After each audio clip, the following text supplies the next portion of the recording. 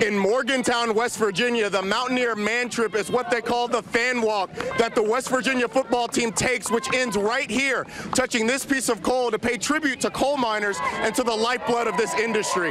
Now, this was a tradition that Dana Holgerson started back in 2011, but it's the latest addition to this tradition that everyone is talking about, where the West Virginia football team pauses after they touch this rock. They go up to a landing, and they look up at the WVU Medicine Children's Hospital and wave in what is the latest addition to a 40-year relationship between the football team and the Children's Hospital. Coach, you started this tradition this year. What does it mean to you to be able to bring some sunshine to those kids on game day and to do this? Well, it's an extension of what we try to do throughout the course of the week, throughout the course of the year. A lot of our players go over to this hospital all the time. It means as much to them as it does to the kids. But you're right. I mean, just to be able to let the kids know that we're thinking about them as much as we possibly can. Well, Coach, I appreciate it. Good luck today. This is an incredibly special moment. Awesome. Thank you, guys. A new gesture and a new add-on to a time-honored tradition. Number 9, West Virginia, ready for Kansas. Here in Morgantown, the Mountaineers won the toss. They will receive Liam Jones to kick it off for Kansas. Marcus Sims back deep for the Mountaineers.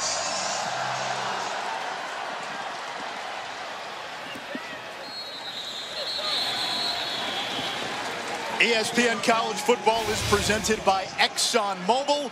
You heard from Roddy Jones and Ish Shroff alongside Ahmad Brooks upstairs. This West Virginia team has its highest ranking since 2012. Undefeated going into October, but they feel they haven't played close to their best football. No, they haven't. And I think the thing that stood out the most to me was that these guys were upset about the outcome of last week.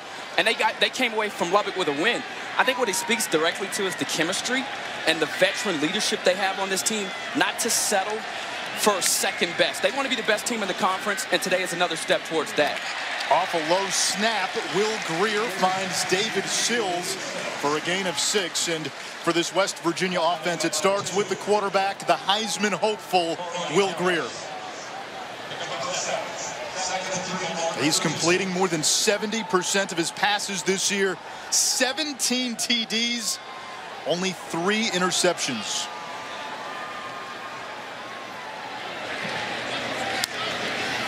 Another low snap. Greer has trouble with it. The ball is on the ground and covered up by West Virginia. So that's twice now we have seen poor snaps on the center to quarterback exchange. They've got to clean that up because Kansas, this is one of the best teams. It is the best team when it comes to turnover margin in the country. And those are the types of plays that when you're trying to get off to an early and fast start, really prevent you from doing that. Matt Jones, the center, and if this West Virginia offense has any weaknesses, it's on the interior of that offensive line. On 3rd and long, Greer flushed out and taken down from behind by Azur Kamara, and the Mountaineers go 3 and out. Wow, man, for Kansas, that's the start you want. You're taking on one of the top offenses in the country, a Heisman candidate. And they did it today. It was just effort. As the pocket started to collapse for Will Greer, you'll see it here. It was a 4-man rush. And they just hustled and make a play on the backside. Excellent start for the Jayhawks. Greer shaking his head as Billy Kinney will punt. Kwame Lassiter lets this one bounce. It takes a West Virginia bounce and rolls out of bounds at the 35, a 41-yard punt. It's been a quarterback carousel for Kansas this season. Peyton Bender started the first 4 games. Miles Kendrick played in each of the first 4 games, but got hurt against Baylor. And then Carter Stanley started last week, put up good numbers in a loss to Oklahoma State. Stanley was number 3 on the depth chart to begin the season, but his head coach, David Beatty, told us this is an opportunity for a young man to solidify the quarterback position and run with the chance. And Stanley off play action. Lofts one downfield, incomplete, intended for Stephon Robinson, who was covered well. A gutsy call there from offensive coordinator Doug Meacham. We said last year we just ran it down West Virginia's throat and they couldn't stop it. In a very similar formation, they run a lot of power football. So why not open the ball game with a play action, taking a shot downfield?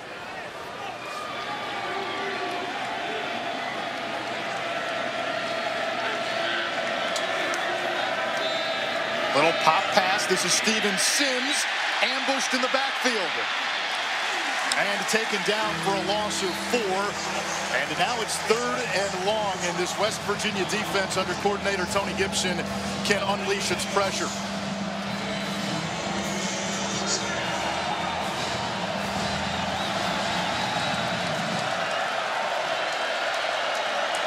Mountaineers came into the game among the nation's best in tackles for loss.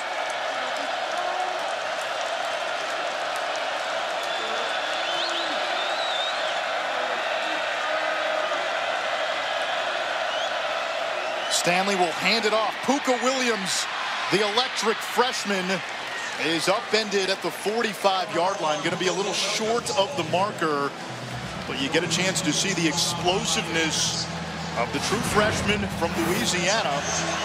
Offense is out on the field, Ahmad. I like this call. If you're David Beatty, what do you have to lose? Your defense just goes 3 and out. You got great field position. And you've got Puka Williams in the backfield. He's one of the young, bright stars of the Big 12. And you've also got a quarterback in Carter Stanley that can run it. I'd put the pressure on him here with some type of zone read. They'll give it to Puka. The ball pops out. Stanley covers it up. And that backfired on Kansas. It was the right play call. You want to put the pressure on him. Carter Stanley can run. But the exchange there, he kept it too long in the mesh point. And Kansas, after having a great start defensively, stubbed their toe.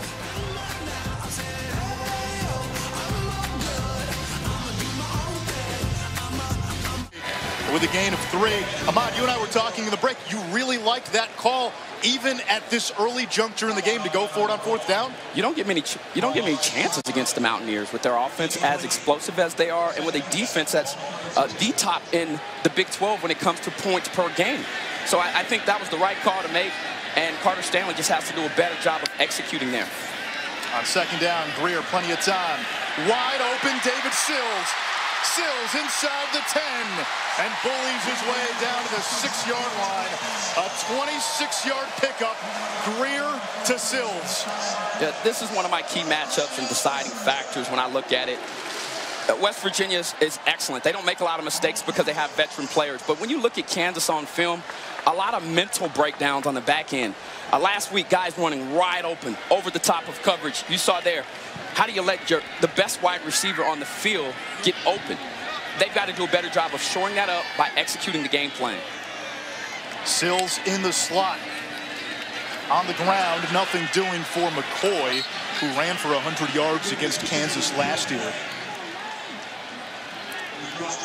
And this red zone offense is on fire. They're perfect on the year. #1 in the nation, 12 touchdowns on 15 attempts. And Greer looks for one-on-one matchups with Sills and Jennings. Those are his 2 favorite targets, and they're both on the outside edge. Sills up top, Jennings to the bottom of your screen. And we get a flag.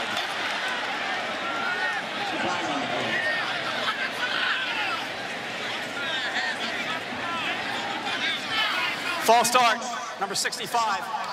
Offense, 5-yard penalty, still 2nd down. That is Isaiah Hardy getting the start at right guard today. This West Virginia team last week penalized quite a bit against Texas Tech.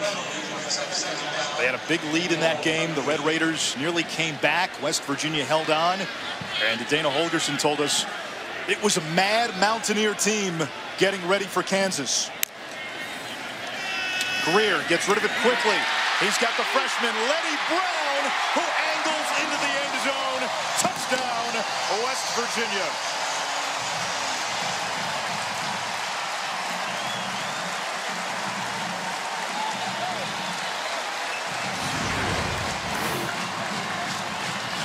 Will Greer here makes this play, the timing.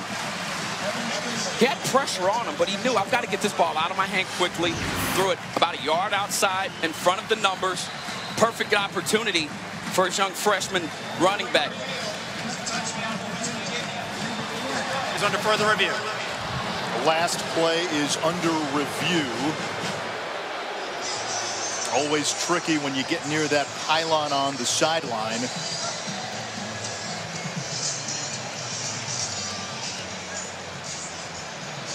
Letty Brown scored the touchdown, the freshman from Philadelphia. They think he's going to be a good one.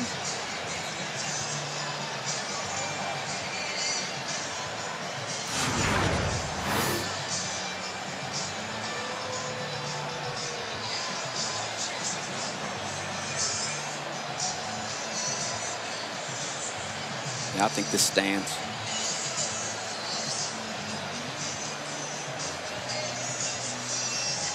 Looking to stay if he stayed inbounds. And remember, if any part of that body touches in the end zone before the ball crosses, then the goal line extends all the way to infinity.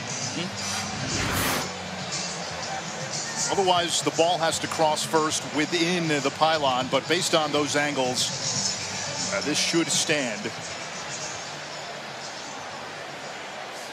After review, the ruling on the field stands. Touchdown. Sudden change, Ahmad. Kansas with the risky decision to go for it on 4th down in their own territory. They fail to convert. They lose yardage. West Virginia comes right back and punches it in. And this is one of the most talented offenses in the country. And you know, we were talking about Sills and Jennings and last week, and then you come out and then Sims shows out, and then now you get your freshman getting involved in the action to score the first touchdown. They are loaded all across the field. And this 4th down stop was key for the West Virginia Mountaineers. It gave the ball back to this explosive offense. And when you put Will Greer in the red zone, expect for the Mountaineers to get in the end zone.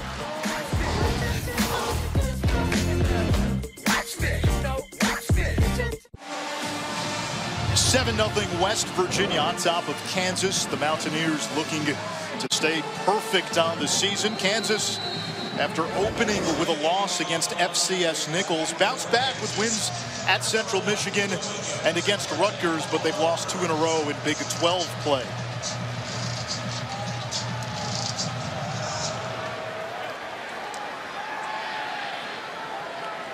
And a chance here for Puka Williams. Williams takes it across the 40. David Beatty, the Kansas head coach, told us that Puka Williams means everything to this offense. And number 1 in white also has the full attention of this West Virginia defense. Tony Gibson, the Mountaineers defensive coordinator, talked up Puka like he's the best running back in the Big 12. And they said this will be the best running back West Virginia sees this season. Williams getting a breather on the sideline after the kick return.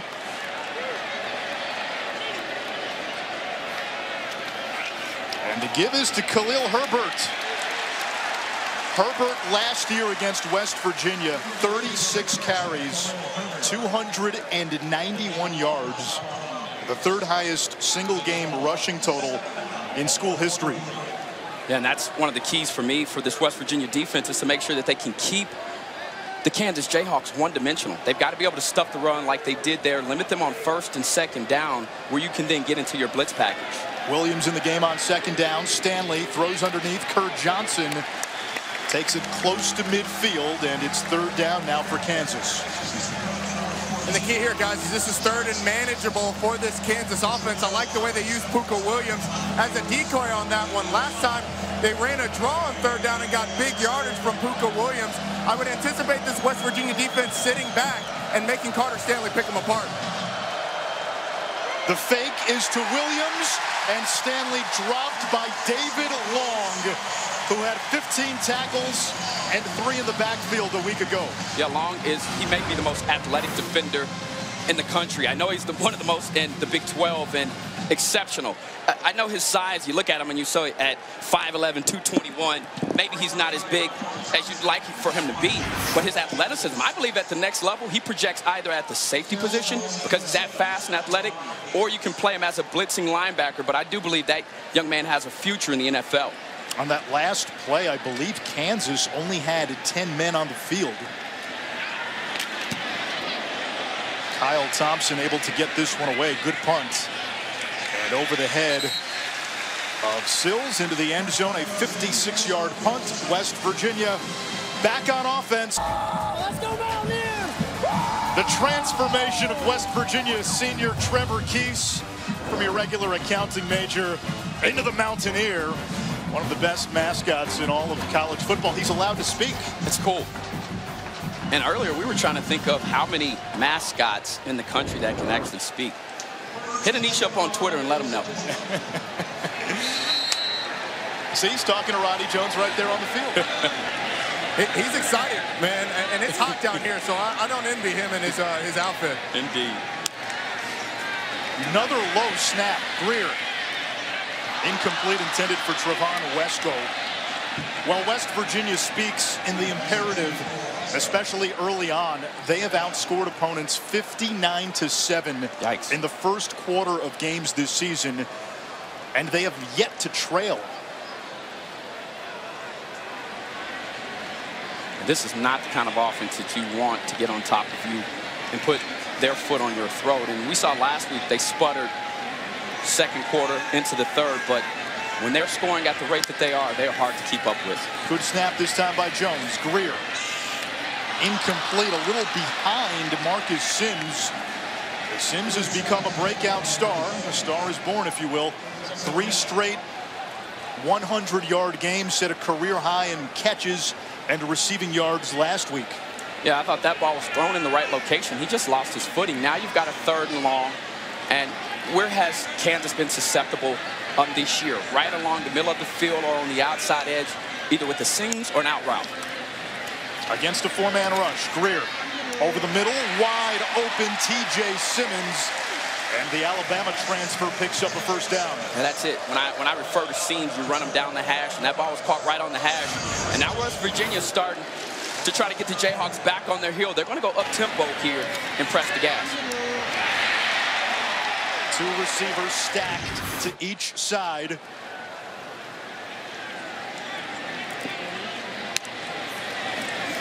On the ground, Letty Brown right up the middle.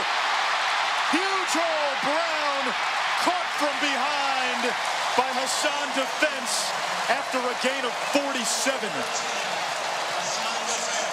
Well, guys, in watching Kansas this week, we thought West Virginia was going to have a chance to have a lot of success. This is just a split line play where they block everybody down, pull the backside guard and tackle. And once Letty Brown hit that seam, it was almost lights out.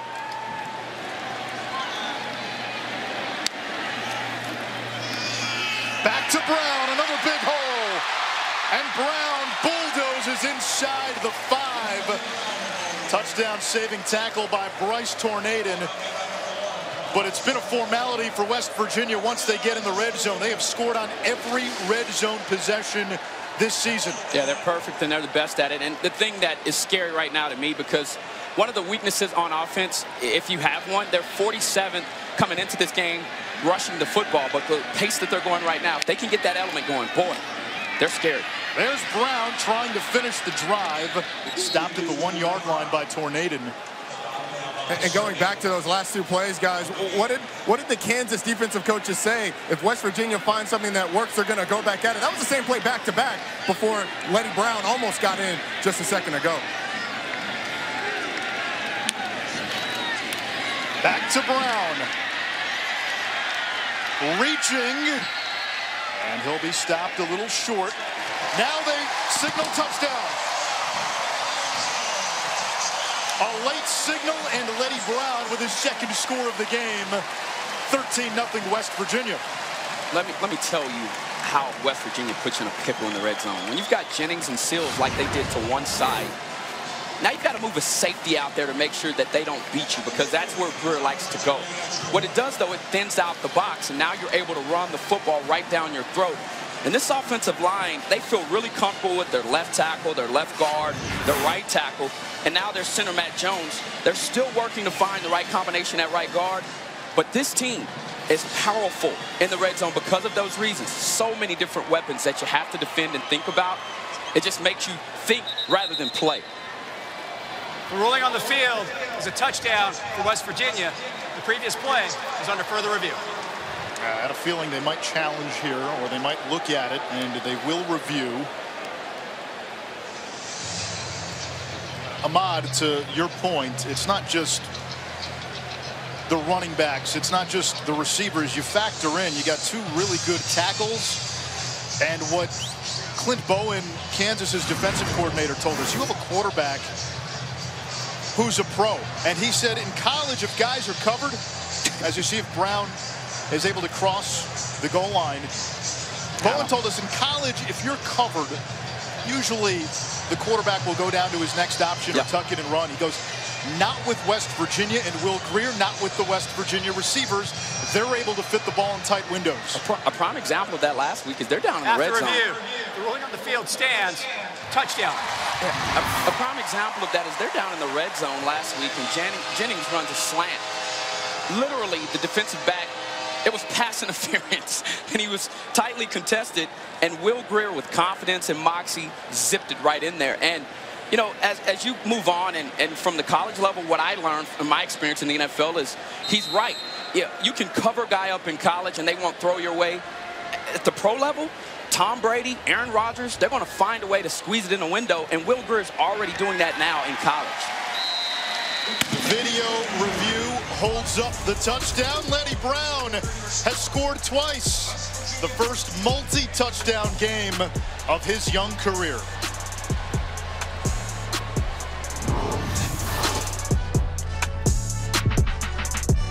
A couple of touchdowns, 14-0. And number 9, West Virginia on top of Kansas. The Jayhawks will receive. Steven Sims and Puka Williams back deep. Staley to kick it off.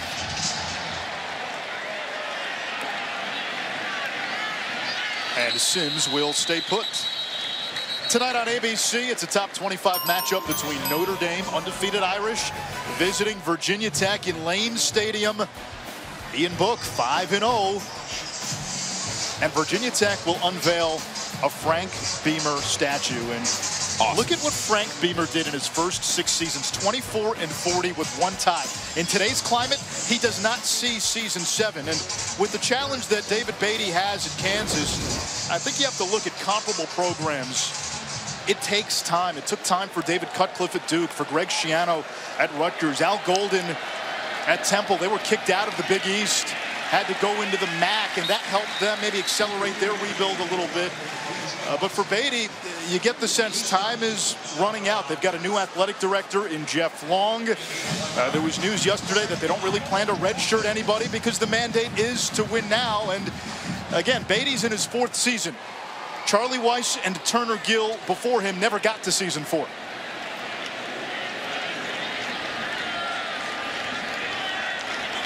On 2nd down after a short run.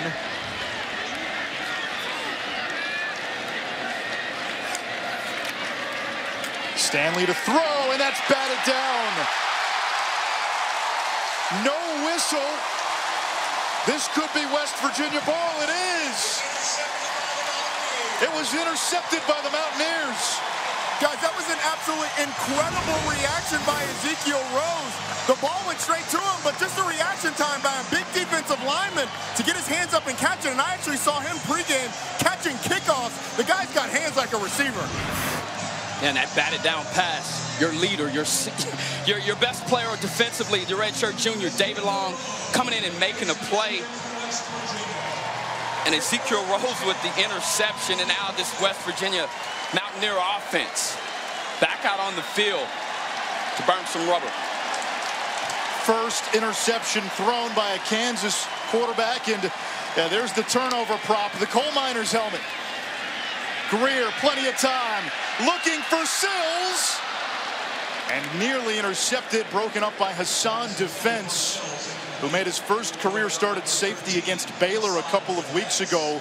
Had to move over with the injury to Ricky Thomas, and Kansas thin back there right now. Thomas is out. Mike Lee, one of the starting safeties, also out today.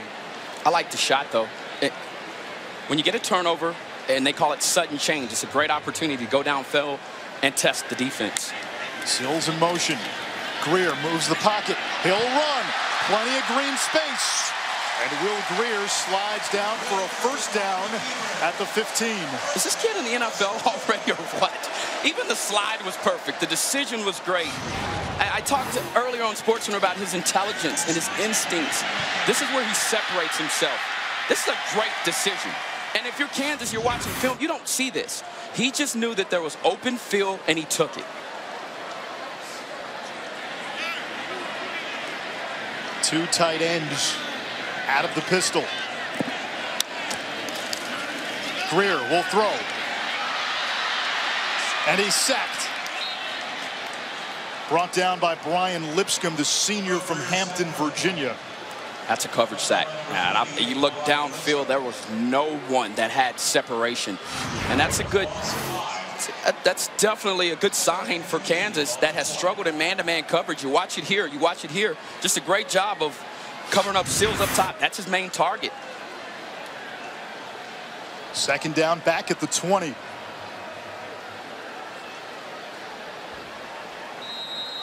And we get a penalty marker.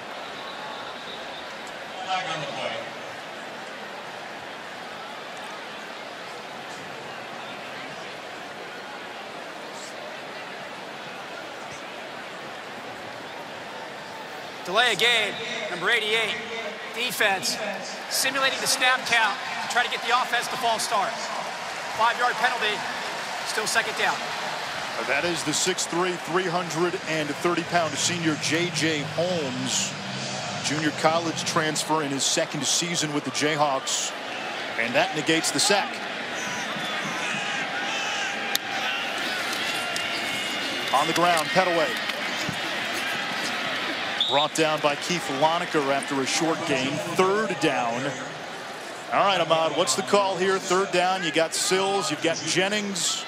You're in the red zone. Yeah, with an offense like this, I don't know if it's a call. I think you go to your top playmakers, and they've got them all over the field. Sills has obviously excelled down here. It looks like on the back end in coverage, they have not rolled coverage over the top if you're watching at home. And that may be the area where Will Greer wants to attack. Greer looking for Sills. Intercepted. Hassan Defense with the pick for Kansas. And that's the first time this year West Virginia has been in the red zone and not come away with points. Meanwhile, for Kansas, that is the 15th takeaway this season, most in the FBS. Well, he went to the side that I exactly said it was. It was matchup over here. And then you see Sills here. They have such good chemistry that sometimes the problem with that is you think you know somebody so well, right? That they do something quickly in route and it changes. It didn't look like they were on the same page, but give Hassan Defense credit. He's covering one of the best wide receivers in the country, and he went up and made a play for his team in the red zone and took 7 points, if you will, off the board. Kansas makes a quarterback change. Peyton Bender in for the Jayhawks. Bender looking for Kerr Johnson.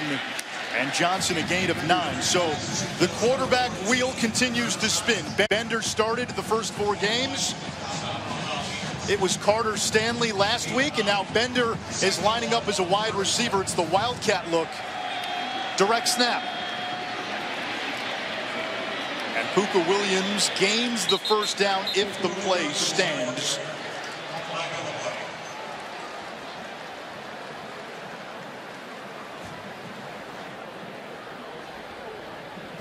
Holding, number 56, defense.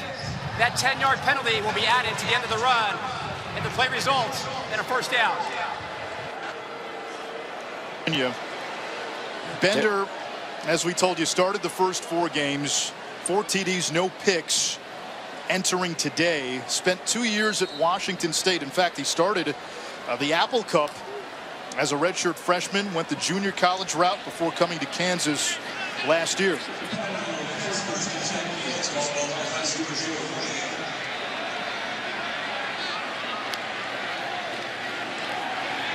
Bender rolling to his right, stops, backpedals, and throws it away.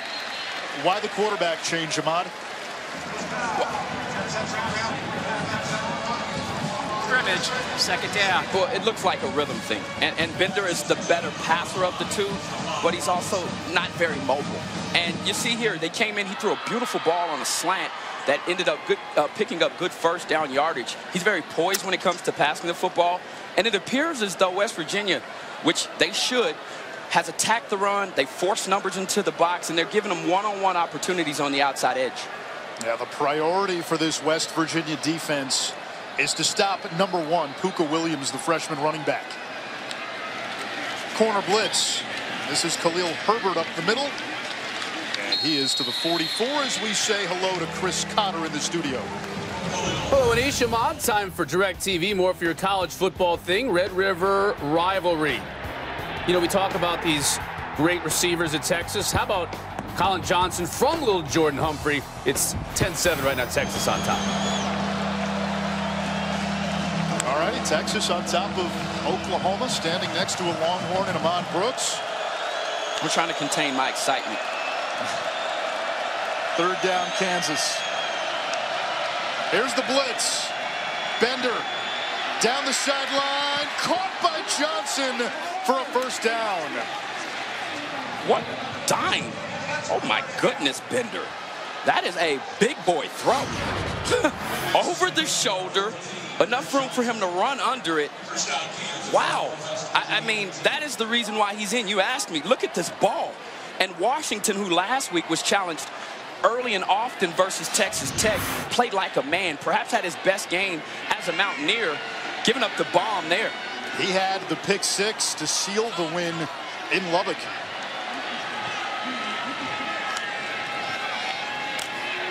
Bender over the middle, caught for a touchdown. Maven Saunders, the graduate transfer from Florida State, and Kansas is on the board.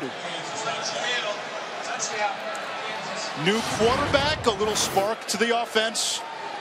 West Virginia saw this movie just last week. I like it. And Doug Meacham right now is really calling a heck of a game, especially since Bender has come in the ball game. They saw something. And like I said, Roddy, you're probably seeing it from the field too. They're stacking in those numbers, and they're leaving out one-on-one opportunities and space in the middle of the field. It's going to be all one-on-one matchups, and he did a great job of taking advantage. Gabriel Rui has had a couple of kicks blocked. This PAT is good.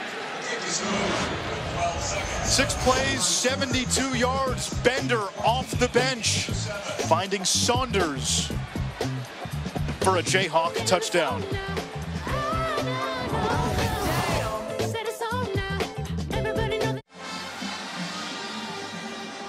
Maven Saunders, graduate transfer from Florida State, getting Kansas on the board. It's 14-7. The Jayhawks have not won a true Big 12 road game in more than 10 years.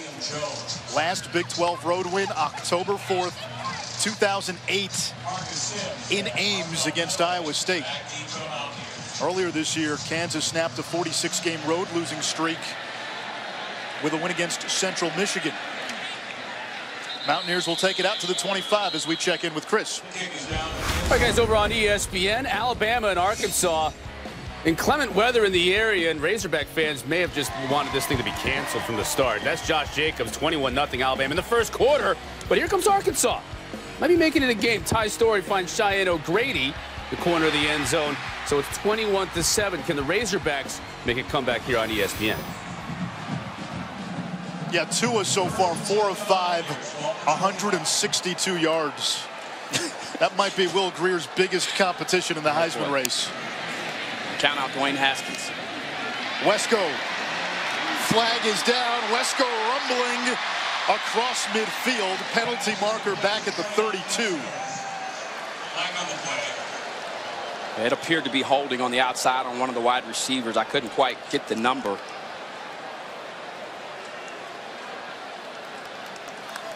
Holding, number 13.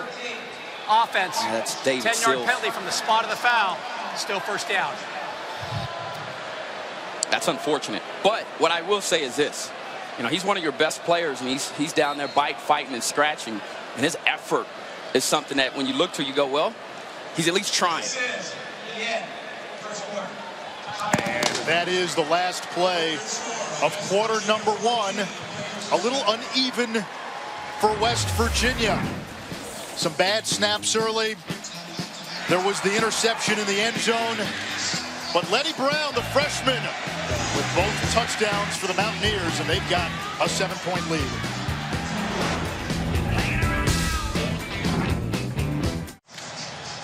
You're watching ESPN College Football presented by ExxonMobil.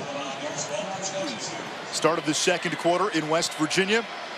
Mountaineers back on offense after a Kansas touchdown. And there's the tight end, Trevon Wesco, getting a lot of touches early. And Wesco takes it to the 30-yard line. A gain of 8. Sets up a 3rd down.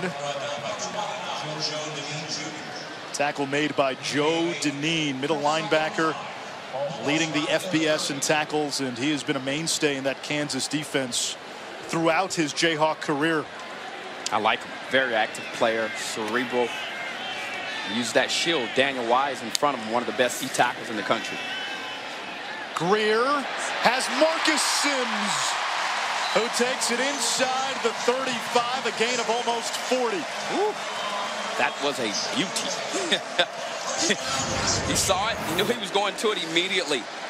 They gave him the look he wanted, and he didn't look anywhere else. I mean, he just went to that side of the field, and Sims, this kid is continuing to develop. And we asked Spavital yesterday, how much has Jennings and Sills helped him? And he said, well, you know what? I think Sims has helped him just as much because he's making plays, and that group right now has a competitive nature about them that's making everybody better. Yeah, talking to Jennings and Sills, they said they were imploring Marcus Sims all offseason. There's so much potential here, and now he's starting to go kinetic. We're seeing it. Here's David Sills. Nice move to bounce it back. A gain of 6 yards. David Sills showing a little balance. That was nasty. I mean, he's 6'4", 210. To be able to get in and out of his cut like this, watch it, set him up. Get out of here. I like it. It looked like he was at the top of the key crossing him up. That's right. David Sills, former quarterback, came to West Virginia as a QB, then transferred out. Welcome back to the program as a wide receiver. TJ Simmons looking for the edge. It's not there. Breaks the tackle. And Simmons, the big physical target for West Virginia, able to pick up a first down. So Sills and Jennings, the sure-handed wideouts. Sims, the game breaker, and then you've got to deal with TJ Simmons. Yeah. It's not fair. Two things I saw that stood out in film there. Number one, another great decision by Will Greer. And on the opposite side of the field, Kansas poor tackling. You got an opportunity out there to wrap that play up, and 2 players missed it. You can't miss those plays and put them in the red zone where they're already extremely sharp. I was impressed by the block by Gary Jennings. I mean, he's the leading receiver and unselfish on the outside. Out of a 2 tight end set, this is Kennedy McCoy. Takes it inside the 15. Jake Spavital, the offensive coordinator for West Virginia, told us at the start of the season it was running back by committee. Now, Kennedy McCoy has separated himself and is the clear number 1. Mad props to him. It's hard. I've lost a job, and to stay engaged and to keep competing and to just keep working, kudos to that young man. Greer on the run. Has his tight end. This is Giovanni Hoskins. Touchdown, West Virginia.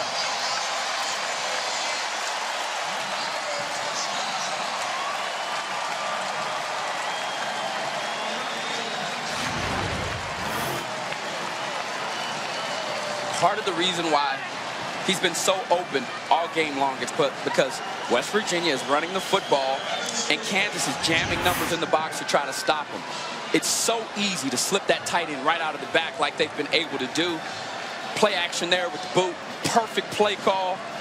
Yes, Jake Spavital and this offense and Will Greer moving up and down for the score.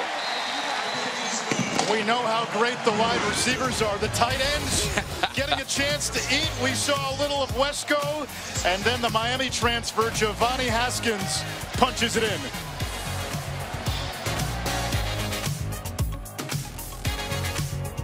And passionate fans like these by awarding the best student section of the year.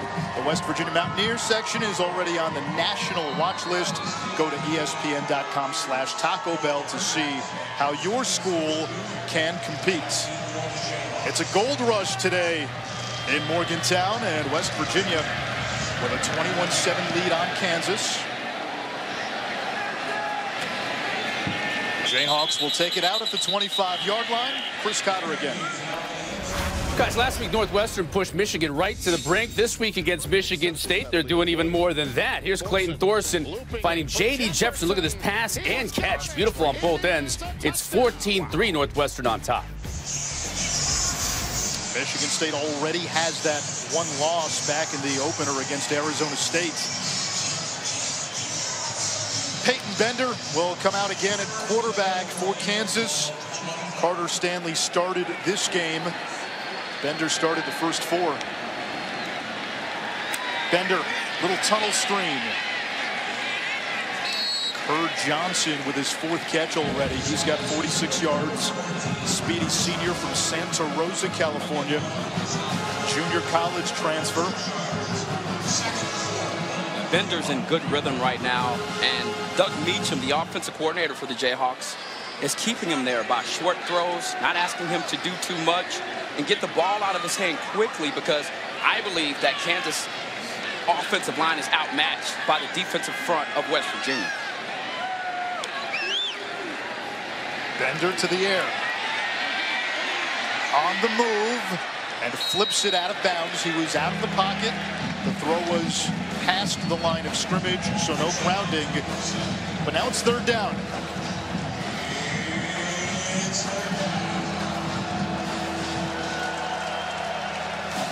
Last week when we saw West Virginia against Texas Tech, it was the speed of this defense that really jumps out to you, Ahmad. Oh, there's no doubt about it. I mean, they're undersized, but they really do close on you quickly, and they tackle well for their size. Puka Williams in motion. And now movement up front, and that's too bad because Kansas had man coverage all the way across. Yeah, that's unfortunate. For Kansas, you're just thinking, we start to get some rhythm. Bender's come in, giving us a spark, and another penalty. Delay of game, number 10. Defense simulating the snap count. 5-yard penalty from the previous spot. The penalty results in a first down. So they get Dylan Tonkery. That's twice today. This penalty has been called, one on both teams. And it results now in a Kansas first down. There is a miracle.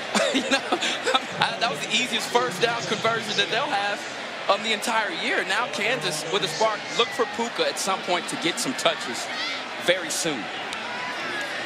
He does here. And Williams swarmed after a short gain. Puka Williams has the most rushing yards by a Kansas player through his first 4 games. Second on that list, Gale Sayers. Yeah, I want to get Roddy's opinion after this play about what makes him special, but this young man is definitely well on his way to being a superstar. A little pop pass, Sims. Met behind the line of scrimmage by Derek Pitts, who's getting the start at safety for the injured Toyus Avery. And it's 3rd and long. Yeah, bring Puka back in the game, and he's coming back in. Roddy, what makes him so special? Well, I think the first thing that jumps out to you is the electric speed and the acceleration that you would expect from a guy his size, only 5'10", 170. But the thing that's impressed me is the fact that he finishes runs. He's physical between the tackles. But West Virginia coaches told us if he gets his hand on it, he's in the open field. He has a chance to take it to the house from anywhere.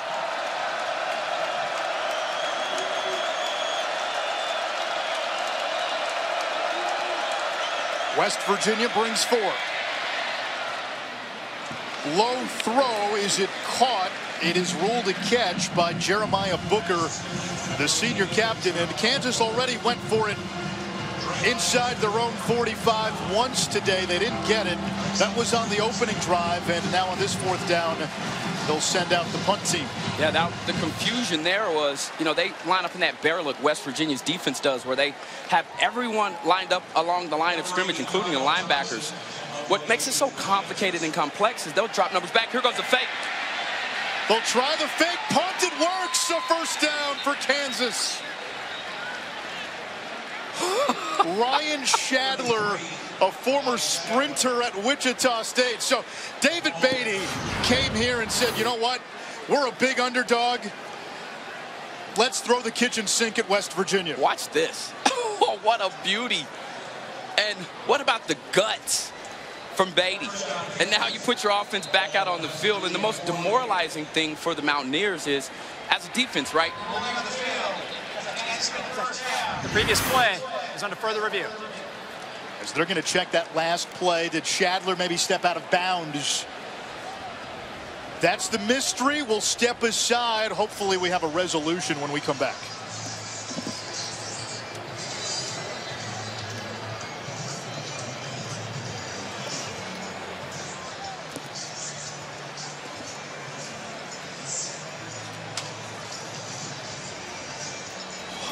It looked pretty clear, didn't it, Well, guys? I thought he had it, but I don't know what. What you need?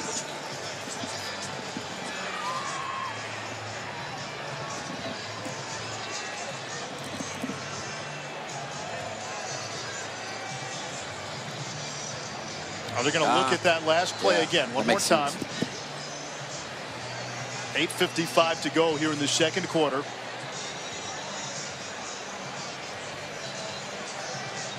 It looked like he was inbounds along the sideline. Maybe the question is, on that snap, was he down when he picked it up? Yeah. For the review, the player that received the backwards pass, his knee was not down. Therefore, the ruling on the field stands. First downs, Kansas. Oh, there you go. Yeah, and earlier I was making the point about how demoralizing it is for the defense, because here's what happens. You feel accomplished. You've stopped them on 3rd down. You feel like you're about to put your explosive offense back out on the field, and this is the area you take it. Most coaches will say in between the 40s, that's where a fake could occur. And the Jayhawks had one up their sleeve, and it worked. Carter Stanley back in at quarterback, so now we're seeing the quarterback shuffle here from Kansas. Puka Williams a gain of a yard, and what makes Williams' talent and his effectiveness even more amazing, he has no toes on his right foot. Stanley to Sims, passing it back to Stanley, incomplete, to the old double pass. Wow, they are emptying the playbook here in Morgantown. And Jeremiah Booker was on the backside of that play. He was wide open on a post, but he didn't have enough time to make the throw because the Mountaineers sniffed it out. But yes, they are emptying of their trick plays, all their gadgets and whatnot. You're on the road in a tough environment here in Morgantown. Mountaineers, a top 10 team. Shoot your shot. Bender back in on 3rd down.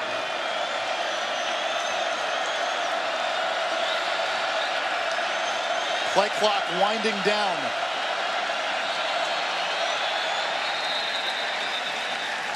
And a timeout by Kansas. Timeout, Kansas. First of the half. Timeout on the field.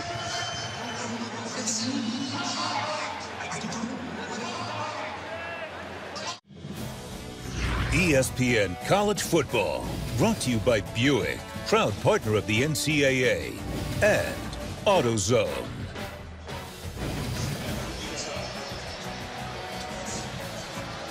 Guys, this is the turnover hard hat, the turnover helmet that West Virginia uses. It's got to be the most blue collar of all the turnover props. When we talked to David Long about it yesterday, he said when the coaches approached him about it, he wasn't really sure that it was going to work. He wasn't sure it was going to fit on all the guys' heads. But once he got the entire team to buy in, they have been all about it. And every player who gets a turnover actually signs it as well. So turnover props are all the rage, but if you want one that's blue collar, come here to West Virginia. Now, two things. One, David Long said if a D lineman ends up with a turnover, it may not fit. Secondly, It's completely functional. Real helmet with a working light. That's great. 3rd down, Kansas. In Mountaineer territory. Bender too high. Good coverage on Kwame Lassiter by Drayvon Askew-Henry. And now it's 4th down. All right, what does David Beatty do on this 4th down? Yeah, he's punting, and I think it's the right decision. Now you want to make them drive the length of the field. Look, you're battling right now, and fortunately for Kansas, we haven't seen the best football from the Mountaineers. Their offense hasn't looked sharp, and at some point you expect for them to explode and be explosive.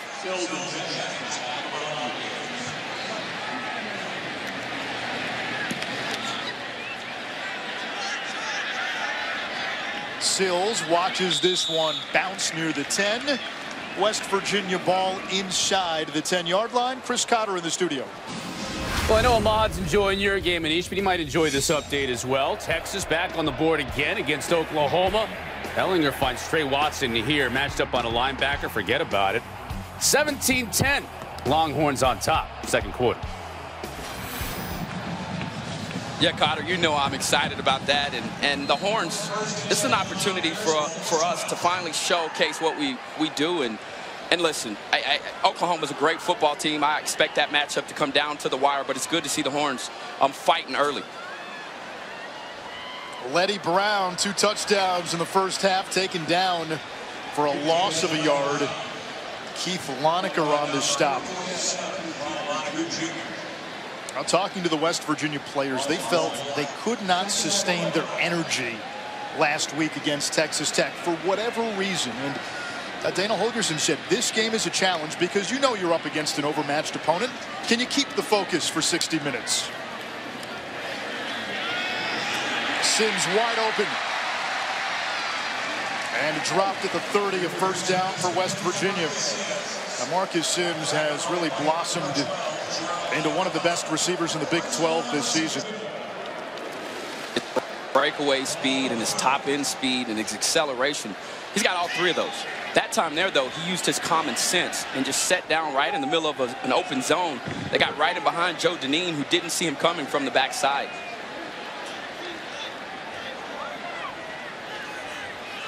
Two tight ends in the game. We have a flag. Tight ends have been a weapon in the passing game today for West Virginia.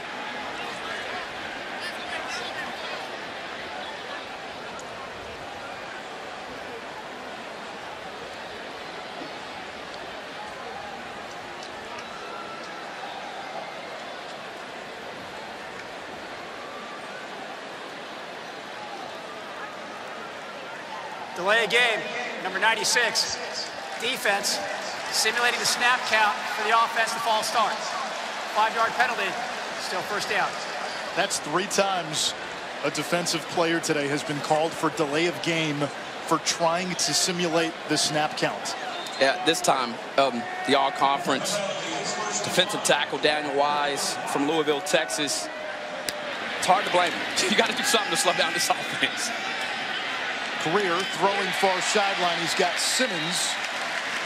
And the 1st down for West Virginia. That 2 tight end set, Roddy, has been effective for the Mountaineers. Why? Well, they've gotten a ton of mileage out of it. It signals, typically, when you bring those 2 tight ends in, if you're West Virginia, it signals run, but they've done a great job of sneaking those tight ends out into the flat. And even though they didn't go to a tight end there, it frees up the underneath throws like the one that you just saw.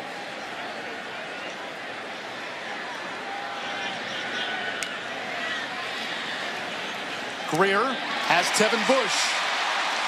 And a 1st down for Bush, the 5'6" sophomore out of New Orleans. And this is what I love about Greer.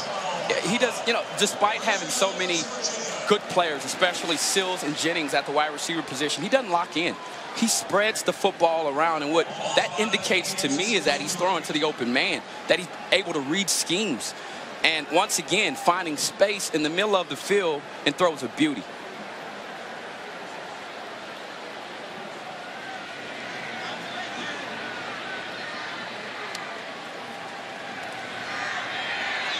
Greer downfield. He wants Sims turned around and incomplete. Marcus Sims got a little turned around. Otherwise, that might have been a touchdown. That's a very difficult throw to adjust to, but you like the idea of it. Instead of Will throwing it towards the sideline. He knew of Sim's speed, so he throws it over the top.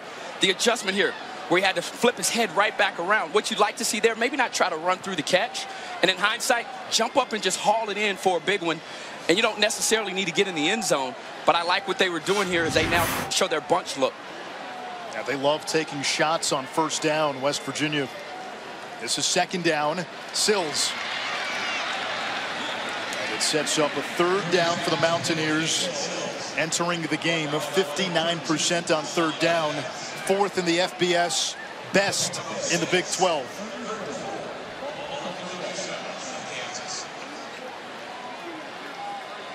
And at this distance, too, you can still run the football. You spread them out like they've had. They've gone 4 wides, 2 by 2, really thinning out the numbers in the box. You've got favorable numbers right now inside the box if you wanted to run. They'll throw. And Gary Jennings has his first catch. And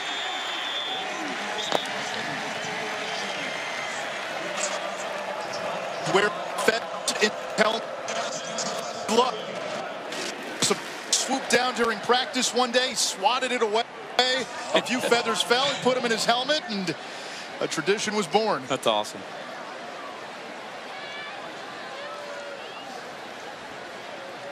Here's Tevin Bush. He's got some great speed. What a spin move. And Bush finally upended near the 10-yard line, a gain of 9. Yeah, he took a shot there, though, at the end of that. And that safety came up and really exploded through his legs. It's the only way you could tackle a guy that, with that type of wiggle and quickness. But the first move, yikes. Jeremiah McCullough. Man.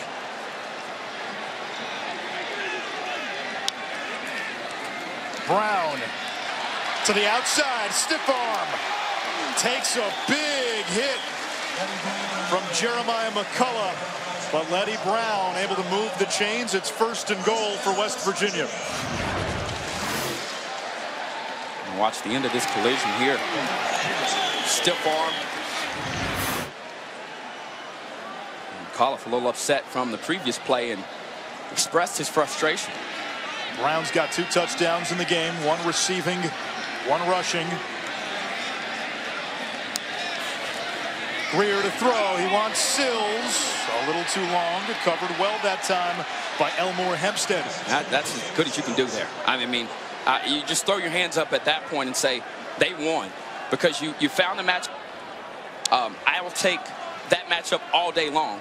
And yet and still, Kansas comes away and makes a play. And I know from playing quarterback, cornerback, those are difficult times. You're out there, you're locked up, you're in press coverage, and the only thing that you can use is what they call that 12th defender, that back line.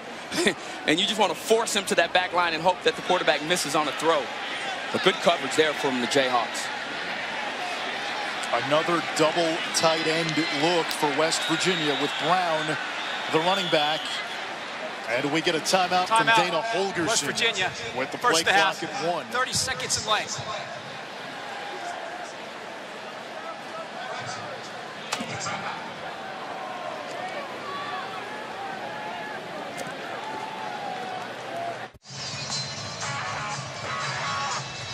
Sports Center tonight on ESPN after Utah and Stanford with Bucci and Stan. A complete post-fight breakdown from UFC 229.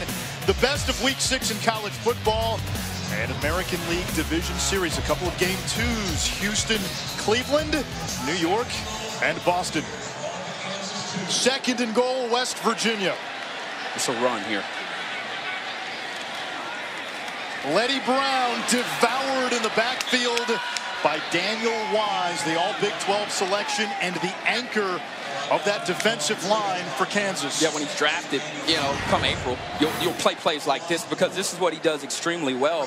Besides just shielding Joe Deneen, the middle linebacker, but did you see him just get through that crease? I mean, the kid is 6'3", 290, and that Texas high school football product is the real deal. 3rd and goal. Let's see if they go to Sills. Looking for Sills. It's intercepted. Hassan Defense is 2nd of the game. He's got 1 man to beat. Defense taken down. How about the hustle by the quarterback, Will Greer, to save a touchdown? But Defense now with 2 interceptions in the end zone. Here's the thing with Will Greer. He's got moxie. He's got confidence. And then speaking to Jake Spavital yesterday, he said even the touchdown they had to Jennings last week on the goal line where it was good coverage, he said sometimes he throws balls where he shouldn't. And when you've got this type of confidence and you're rolling the way he has, you do that. That is a poor mistake from a Heisman candidate. And he's going to have to come back and make that up for his team. He better hope that his defense stands tall here. Bender at quarterback for Kansas. Lost the ball, able to recover. And he's eaten up in the backfield by Kenny Bigelow, the sixth-year senior and graduate transfer from USC. Yeah, two uncharacteristic plays by Greer, throwing interceptions in that spot. And we talked earlier, and I said the only way that Kansas will have a shot in this game, frankly, and I think everybody was thinking this, they've got to get early turnovers. They've managed to get that. Now they've got to get points off of turnovers. Bender, downfield, dangerous pass. Kansas gives it right back. Hakeem Bailey with the interception.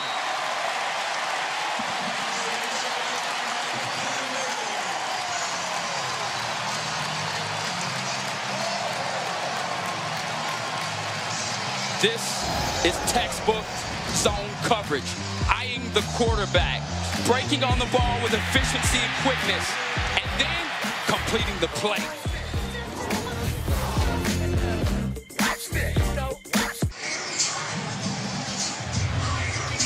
A Hakeem Bailey interception means Bailey gets to wear the turnover Miners helmet. He'll put his John Hancock on it as well.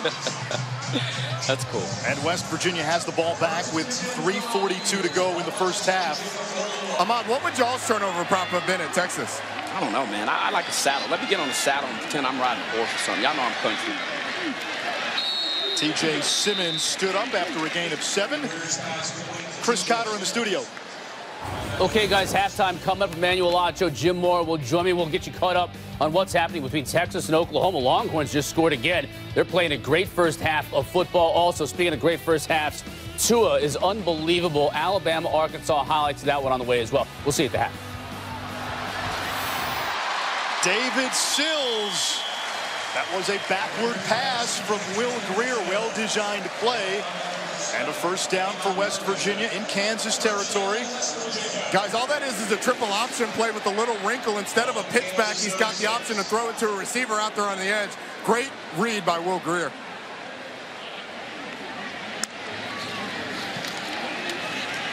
All day for Greer. And finds Gary Jennings covered by Tornadon. Doesn't matter if they're covered.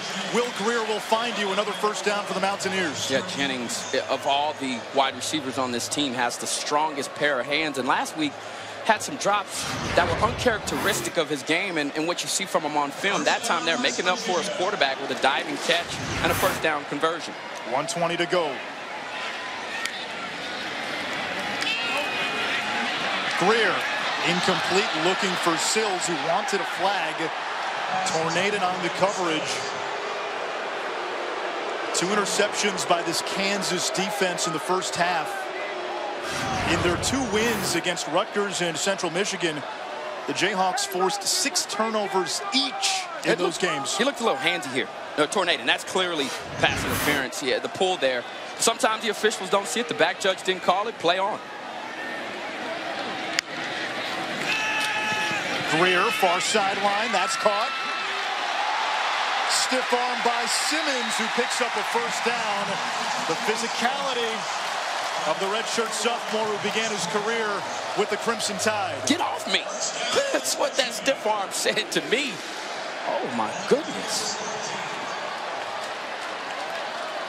1st and 10, clock continues to run.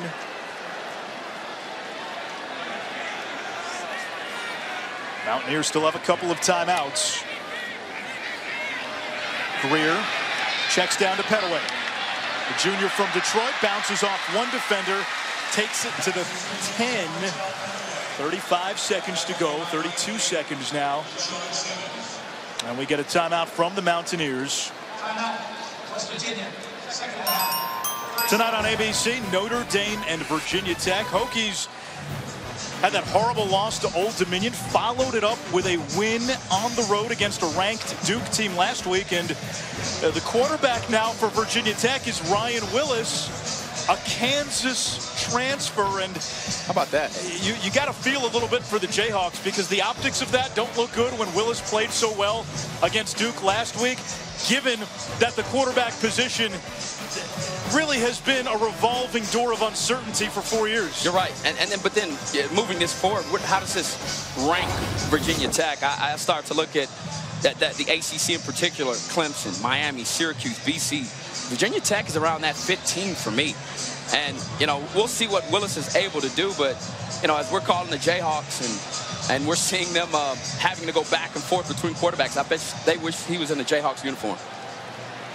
He went to Virginia Tech as a walk-on, worked his way up the depth chart. An injury opened the door for playing time. Give this to Petaway, right up the middle. Inside the forward. Holds on to the ball at the 3-yard line. 25 seconds to go. 1st and goal. Clock will momentarily stop. Back to Petaway, gobbled up immediately for a loss. And the Mountaineers use their final timeout of this first half. West Virginia came into this game as the best red zone team in the country. 5 trips earlier today, 3 TDs, and a couple of interceptions, not as clean as they've been. Yeah, and I think when you look at it last week, it played in their favor with Greer throwing some risky throws. Today, the Jayhawks, to their credit, the #1 team in the country in terms of turnover margin and takeaways, now looks back and they go, you know what? We really are the real deal. 2 interceptions versus this offense is an impressive stat. But then you go back, okay, what does that mean? Despite your offense not even being able to capitalize on those, you've taken 14 points off of the board, which keeps this a 14-point game with an opportunity for you to still stick around, and who knows what will happen. But if you have any chance of beating West Virginia on the road, those positive momentum plays, you have to build off of that. And one interception did lead to a touchdown, but after the last one, you give it right back. You had the fake punt for a 4th down. That drive resulted in no points. You're not going to get that many of those opportunities against a top 10 team on the road. Agreed. 2nd and goal now for West Virginia.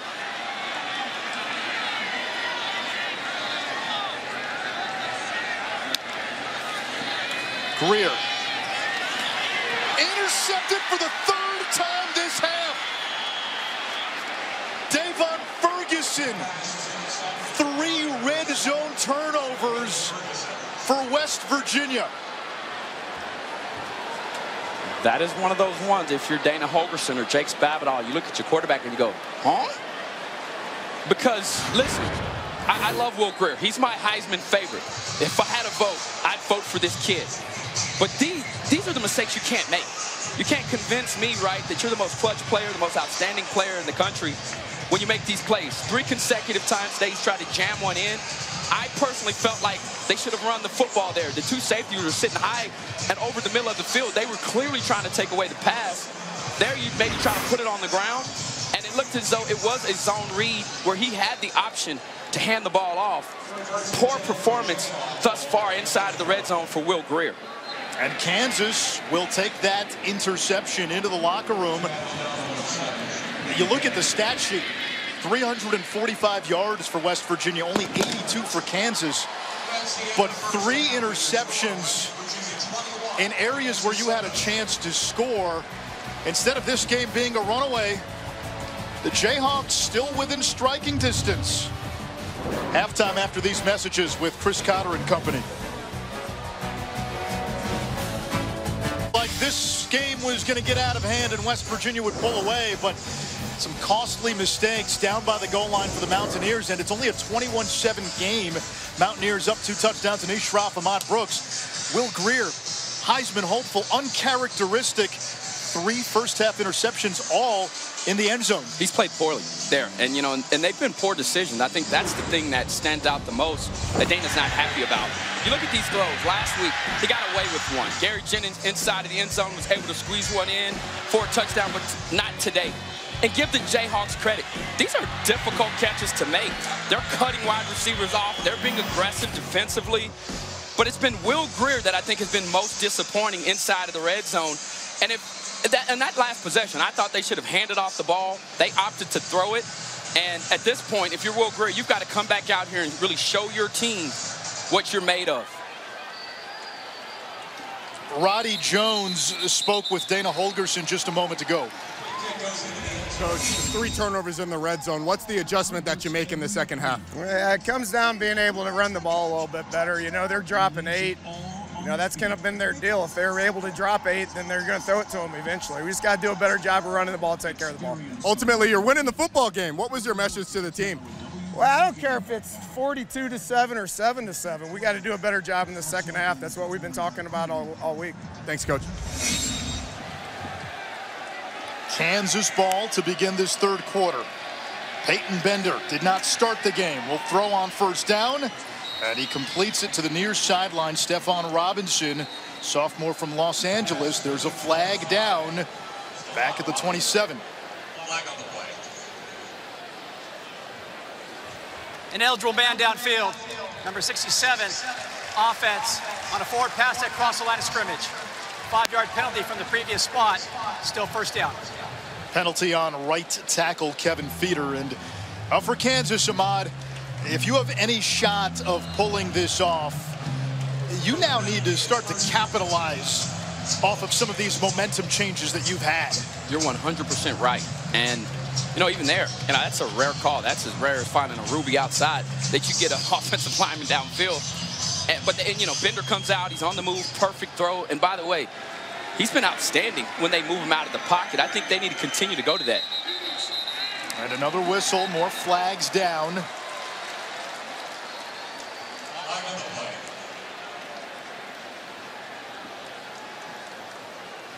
Snap infraction, number 53, offense, 5-yard penalty, still first down. Center Alex Fontana guilty as we check in again with Roddy.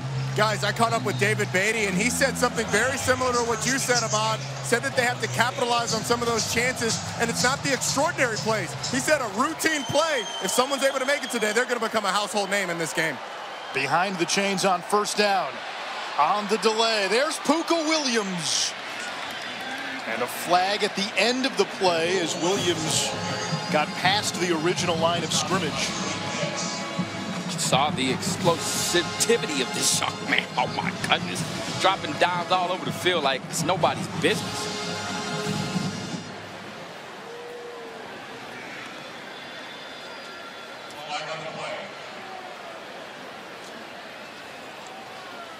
Illegal block in the back, number 14, offense, 10-yard penalty, still second down.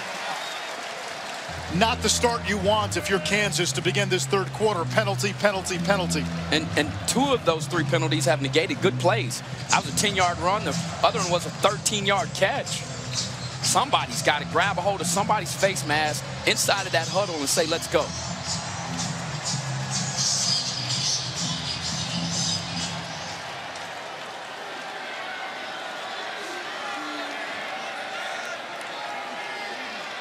Bender looks to the sideline.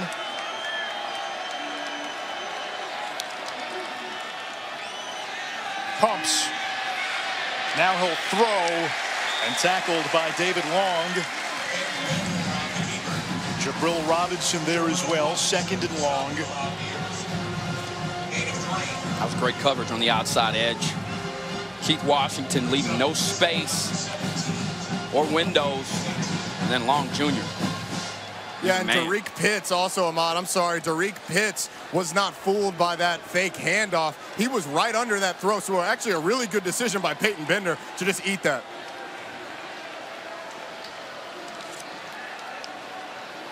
Bender gets rid of it quickly. And there's Pitts again. Good play in space as Kwame Lassiter II, the son of the former Kansas Jayhawk and longtime NFL defensive back Kwame Lassiter, Look, Third down. I'd like to see for Kansas to get more creative in getting the ball to Puka Williams. He's your best offensive threat. Find ways to get him the football. Now they go into an empty look. They got one-on-one opportunities all across the field. Can they win the matchup? Mountaineers showing pressure.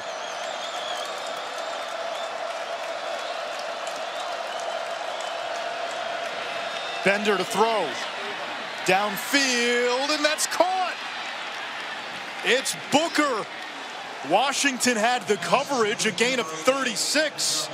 And Kansas into West Virginia territory. Win your matchup. And the defense for West Virginia had everybody drop. There was not one person to rush the passer. I don't know if I've ever seen that. And Bender putting the ball on the money to Booker to beat the coverage. Jayhawks pick up a big play and keep their offense on the field. A look at Bender's numbers today. Came in for Carter Stanley. On the delay, Puka Williams cuts it to the outside, and Williams forced out of bounds near the 30-yard line. A four-star recruit out of high school, a big get for Kansas. Williams said no despite late overtures from LSU into Nebraska. And he's been a game breaker. Yes, indeed. Williams out of the backfield, 6 catches last week. Not much running room. Akeem Bailey, who's got a pick in this game, got to him right away. Here, I can take that. You know why I can take it? Because this offense is trying to get him the football. I'm not sure if I've seen a player this year, and we've covered some great ones, that set up the move as well as he does. The distance at which he does it, it doesn't provide you an opportunity to get a second chance. Last week, he had a run that looked like Barry Sanders in the backfield. I don't even know how he got out of it. And you see him. You've got to get him touches. He's a special player indeed. This is Herbert. Up the middle, Herbert's got a lane. Touchdown, Kansas.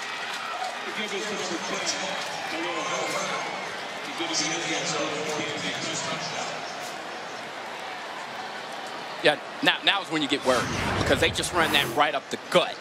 You know, and listen, if you're going to let them get yards, and just poor penetration, great job of sealing it off on the backside from the left side of the Jayhawk line. But man, if you're the Mountaineers and your defense comes in, you've already given up as many points as you average. And we just are early in the third quarter. The PAT by Rui is good. Khalil Herbert ran for 291 yards against West Virginia last year. Punches this in. It's a 7-point game in Morgantown.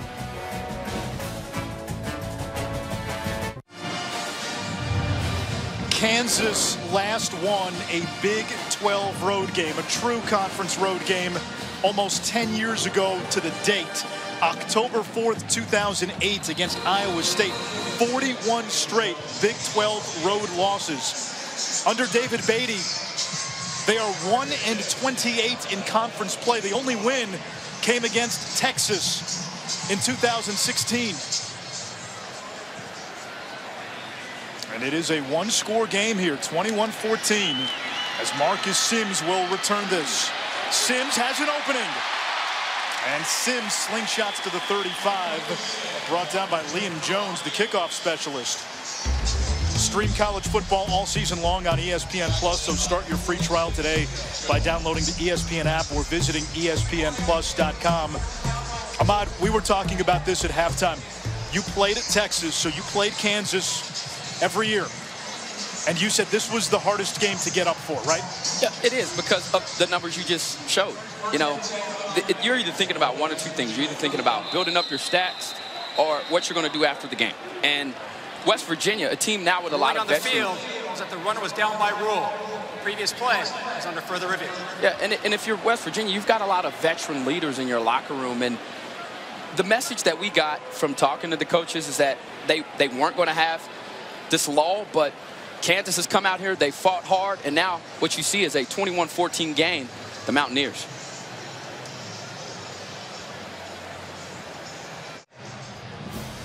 ESPN College Football, brought to you by Sling TV. the live TV you love with no long-term contracts. Watch 7 days free at Sling.com.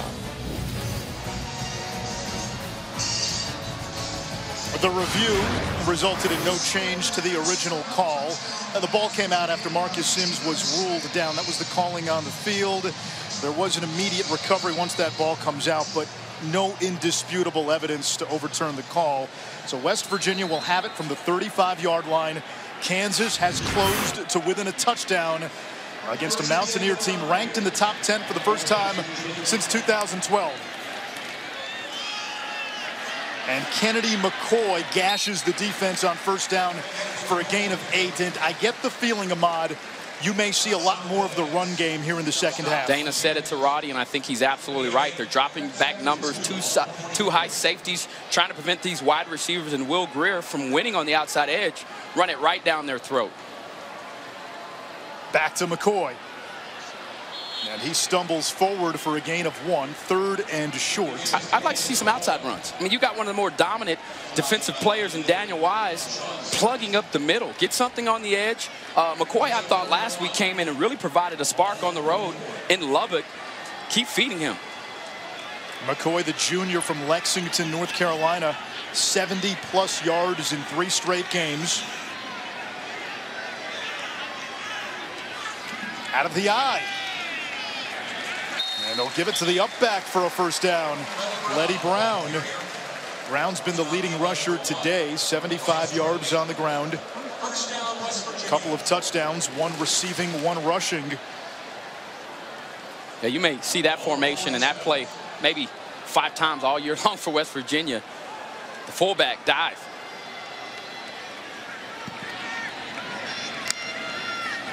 Grier to throw on first down. Has Sills on the drag route.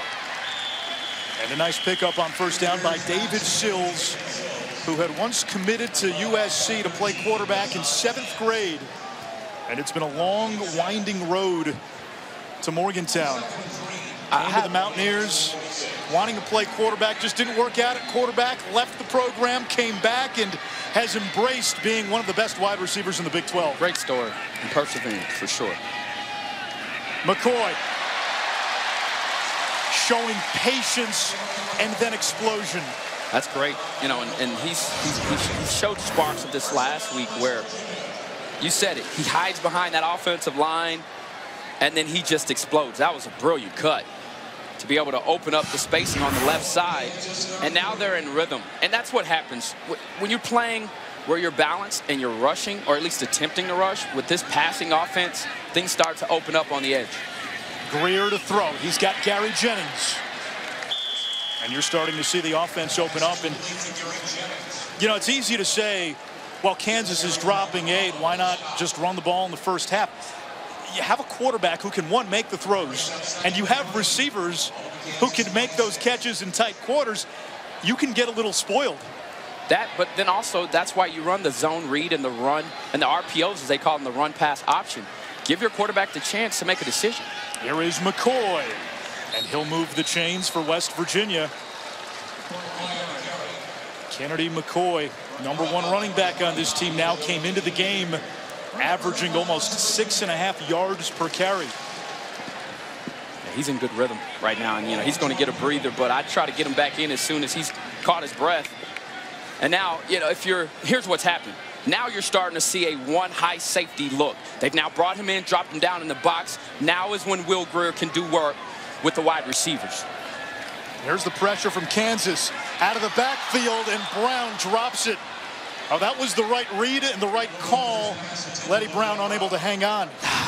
The freshman, listen, he's played well today. The young man from Philadelphia has been balling. This time here, he's got to get his head around sooner. And Roddy can tell you that when you're coming out of the backfield, expect it quickly, especially if you know the blitz or pressure is coming. Yeah, it's always a little awkward. You know, which way am I going to turn? How wide am I going to get? That one was a little hot, but that's why we play running back and not receiver. Grier moves the pocket, gets a block from Haskins. Downfield for Sills, incomplete, no flag. Covered by the terrific freshman Corian Harris, #2 in white, a 4-star recruit for Kansas. And now you've got a 3rd down from the 23-yard line. That was a safe shot. And, you know, let's see what Kansas is going to do defensively. and it appears as though they're going to go more with a too-high safety look, and that gives you numbers inside of the box. What it also does, it allows you to work the middle of the field. If you can get somebody to occupy that space, get in behind one of those hooks or curls behind the linebackers, you may have a shot of converting here. Against a four-man rush, Greer steps up, flag down. Greer to the outside, he'll try to run for it. Tackled shy of the marker. 4th down, but a penalty first. And this could knock West Virginia almost out of field goal range. Evan Staley on the season has not hit from longer than 35. Number 65, offense, 10-yard penalty from the previous spot, still 3rd down. Yeah, that's a big penalty on Isaiah Hardy. Staley's career long is only 36.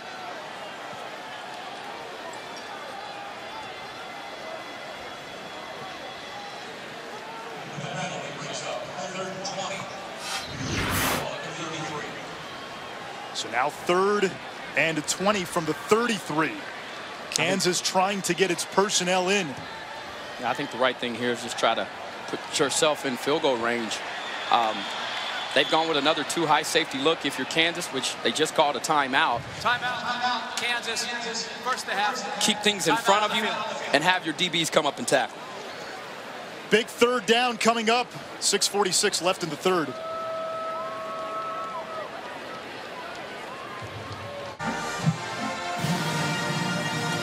A big 3rd and 20 for West Virginia from the Kansas 33. The Jayhawks putting a little bit of a scare into this Mountaineer crowd. It's a 7-point game.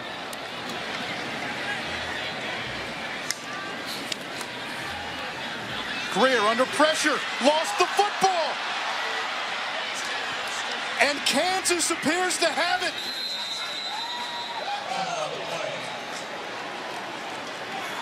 It is Kansas ball, another turnover for West Virginia. J.J. Holmes covered it up. Recovered by Kansas, 1st down.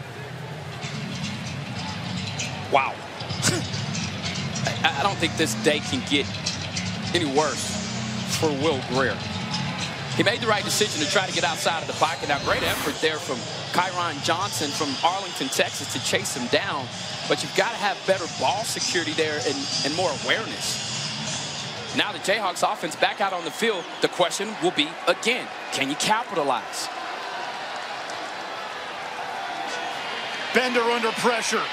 He's got nowhere to go and engulfed back at the 40. And Ahmad, you hit it. That's what we talked about. Kansas has gotten some big plays from its defense, special teams with the fake punt.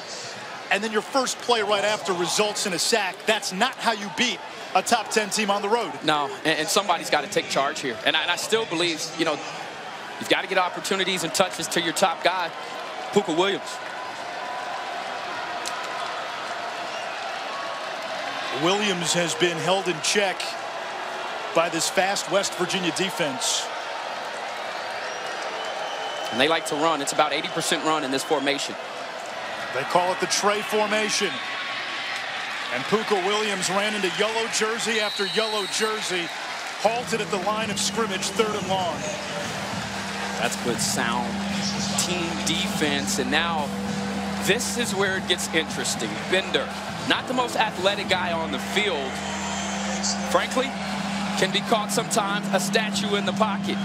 And we all know that the defensive coordinator, Tony Gibson for West Virginia, loves to bring the house on 3rd down. Appears right now they've got a middle of the field safety, so maybe a 5 or 6 man blitz, or they drop everybody back.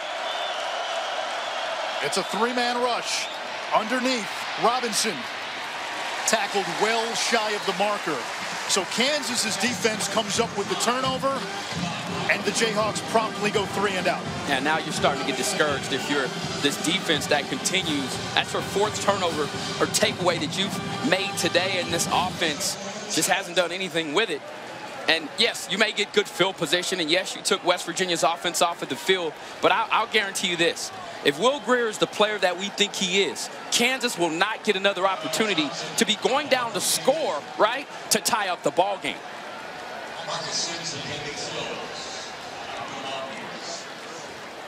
Kyle Thompson, line drive kick. Fielded by Sims across the 20. Stutter step. And taken down at the 23, a 37-yard punt. No harm, no foul. West Virginia gets it back after the turnover. Last week in a road win against Texas Tech, West Virginia scored 28 points in the first quarter. That team that you saw in the first quarter in Lubbock, they can beat anybody. We just have not seen that team since. They had to hold on in the second half, and it's been an uninspired effort today against a Kansas team that came in with a 2-3 record and was 0-2 in the Big 12. Dominique Maiden near sideline. A first down at the 35-yard line, a gain of 13. Ahmad, I know you brought it up. Kansas maybe doesn't always bring out your best effort. It's a hard game to get up for. But when we talked to the West Virginia players and coaches, everything we heard yesterday was they were so upset about how the game against Texas Tech ended. We expected a big-time effort out of the gates. Definitely did.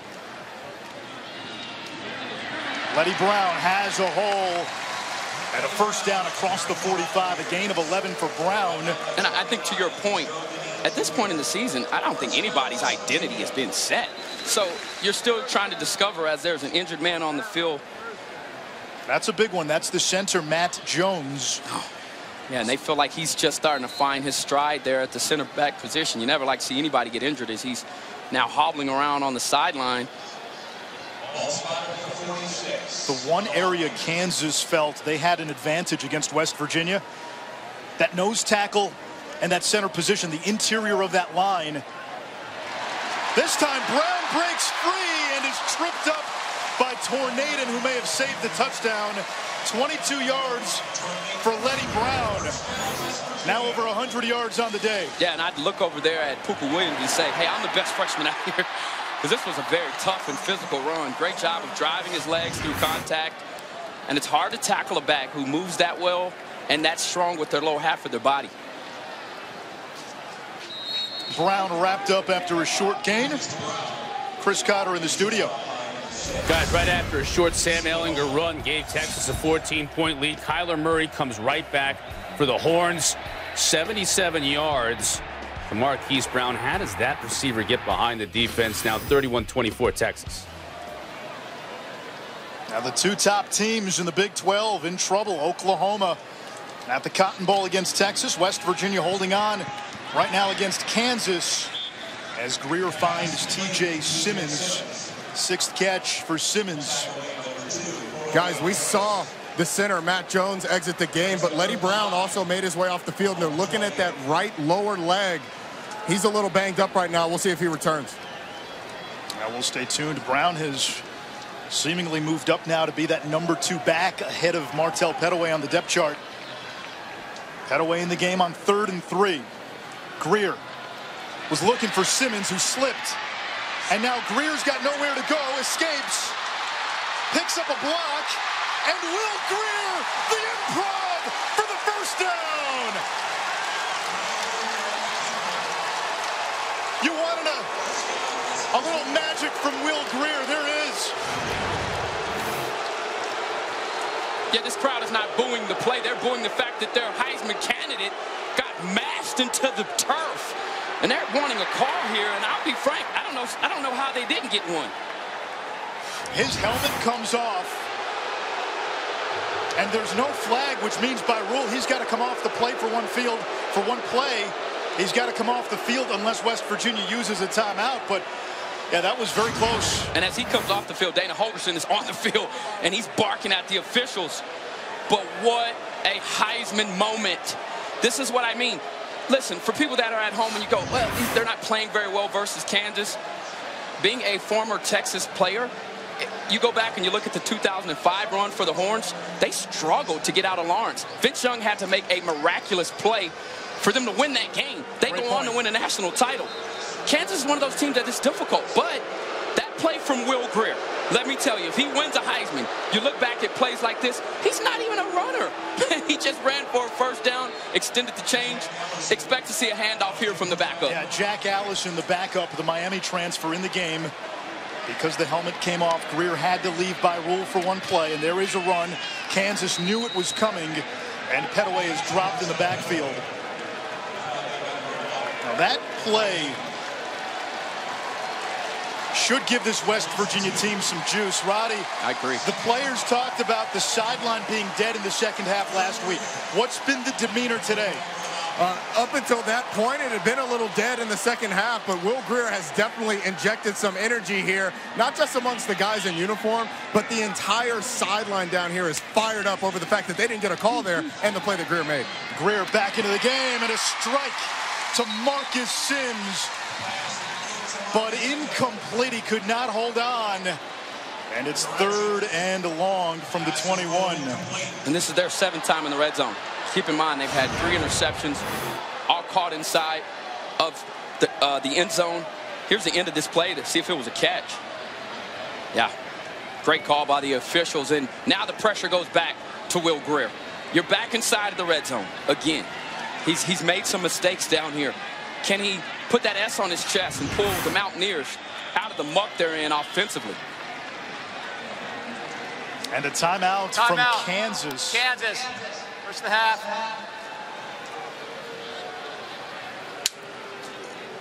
1:04 to go in this 3rd quarter.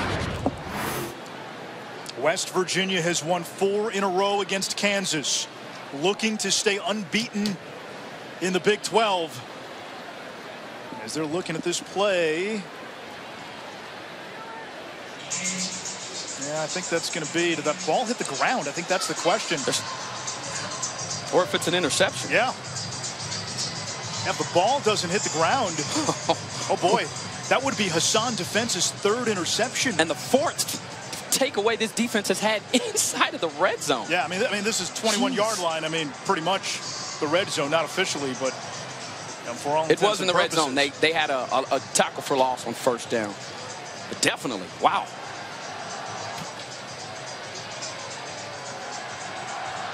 And does that ball hit the ground? Now the ruling on the field was incomplete. So did you see enough there to overturn it? That's going to be the question. Oh my goodness. And this is why these plays were so hard. And you know, instant replay was supposed to clear up some things. Sometimes it makes it even more complicated because you get a chance to look at it, and it's based on discretion. And you're right, the call was incomplete pass. And our camera crew's doing a wonderful job. And there's a back angle that they showed that appeared though that ball never hits the ground and that it stayed up. Right there when the ball goes behind Sims's left leg, it's tough to see. And again, if there is a shred of doubt, you default to the call on the field. And they're looking at this a long time. Do you think that is indisputable evidence, Samad? That it was an incomplete pass? Well, is there enough to overturn it? From what I saw, if I'm making that call, that's an interception. It's just hard. You think there's indisputable evidence? The angle that we had on the back end, I didn't see anywhere where that ball hit the ground. And, you know, look, who am I? I'm just a DB, and maybe I'm trying to help my defensive backs out here. But the reality of it is I didn't see anything there that told me that indicated the ball hit the ground. And that's why I think they're deliberating so long, because if it was clear, they'd already come back out and made a call. It looks like the official here is about to make one. After review, the ruling on the field stands, incomplete pass. Kansas will not be charged a timeout as the paging system went off before the Kansas head coach called the timeout. It's going to be 3rd down. Oh, wow. That's one of those plays, if you're a Jayhawk at home watching this game, you're thinking, we just got robbed.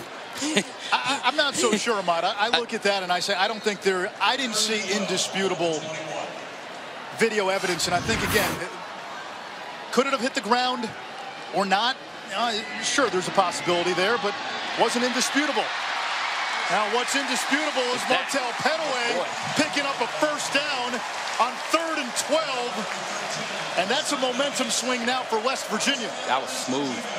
And as Dana asked and told Roddy, he said, we need to run the football more. In the 3rd quarter, they've committed to their ground game. And I think they're seeing the success of that. You know, they're well on their way to punching it on here in the red zone. But go back. If I'm here, I hand it off at least twice before I even give Greer a chance to throw. They'll give it to Petaway, who is stood up by Kamara. I'll take that. You're running the football well right now, and you're in rhythm on the ground. And that was another play where he could have decided, as the time continues to tick away, you may even want to take this one into the fourth quarter if I'm the Mountaineers.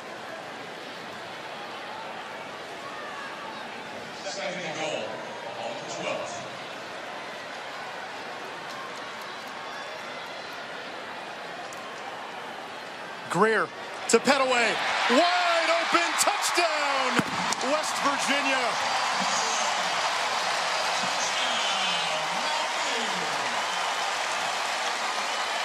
And boy, did the Mountaineers need that heading into the fourth quarter. I love the play call from Spavital.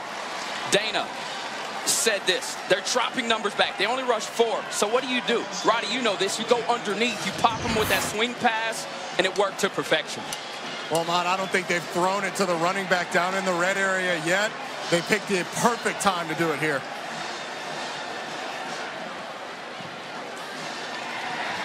Extra point is good. Will Greer, 3 TD passes, 290 yards. Martell Petaway, first touchdown of 2018, and West Virginia with a little breathing room going to the fourth.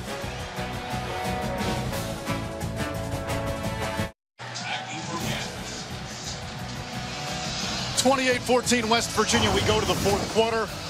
Mountaineers in the top 10.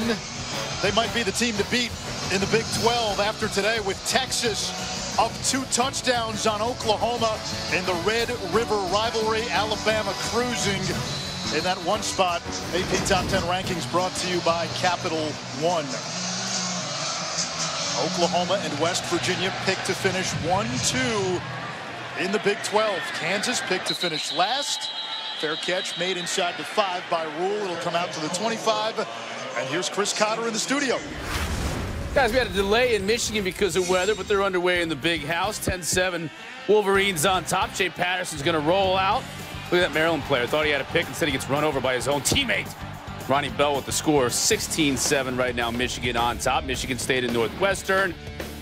Felton Davis had a rushing touchdown a moment ago. Now he picks one out of the air. 19-14, Michigan State. Now, they've been down most of this game. Now they're up. All right, Chris, thank you. Think about Maryland, Texas. Boy, if that result is different, we're looking at the Longhorns differently right now. Puka Williams reverses field. And Williams accelerates across the 30, close to the first down. Look, Roddy can tell you, no running back coach in the country is telling you to reverse field like that. You've got to be special. And this is the fastest defense in the country that he just reversed field on and picked up yards. That is amazing. Yeah, I would say the creativity to think about doing it and then the ability to execute it. No doubt. And that's one of those, no, okay, that's fine. That's fine. You can do that. There's Herbert right up the middle for a first down. Chris with an update on the Red River rivalry. Yeah, you know, you think of Kyler Murray as the guy who gets it done on the ground from that quarterback spot, but Sam Ehlinger has 3 touchdowns rushing, 1 through the air. It's a 14-point lead for Texas right now in the third.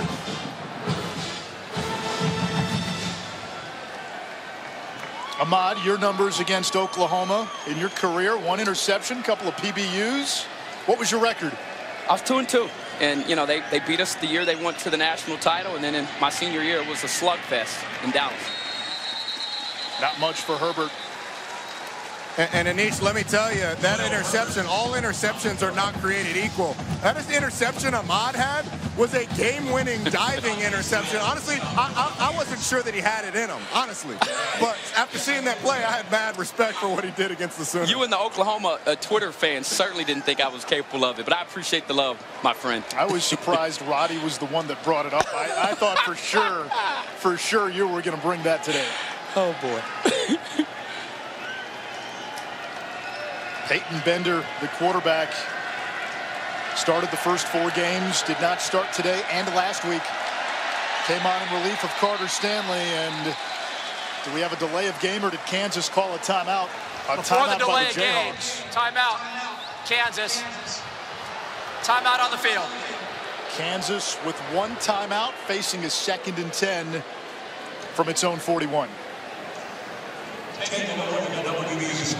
Made by participating universities, Allstate will make a contribution to the school's general scholarship fund. Thank you, Allstate. 2nd and 10 Kansas, ball on the Jayhawks 41. Now a 2-touchdown game. West Virginia showing the pressure.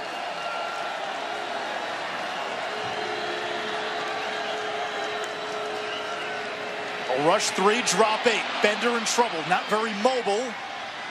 Incomplete 3rd down. Yeah, but that is as good as you can do there. You know, just buy yourself time in the pocket, and this is a developing offensive line for the Jayhawks. What do I mean by that? They're still trying to find their way. And as there's an injured player down on the field for West Virginia,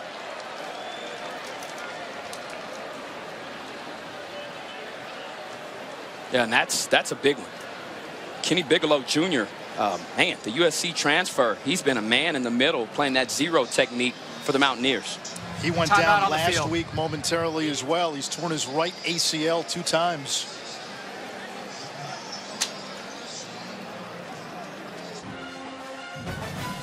ESPN College Football is presented by the unexpected energy of ExxonMobil. Energy lives here. And in part by USAA. Insurance, banking, and investments tailored for the military community. Tonight on ABC, 6th-ranked Notre Dame looks to stay unbeaten on the road in Blacksburg to take on Virginia Tech. Hokies last beat a top 10 team at home almost a decade ago, 2009, against then number 9 Miami. 3rd and 10 for Kansas.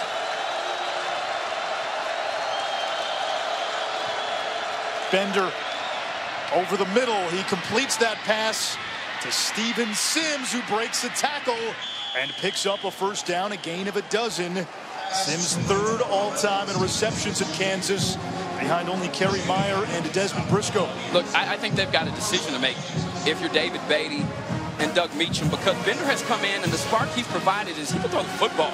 They rushed 3 there, West Virginia did, opted to drop 8.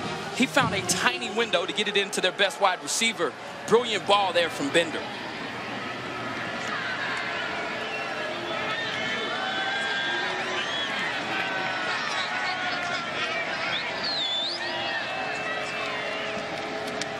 Herbert up the middle, able to get to the 45 of West Virginia.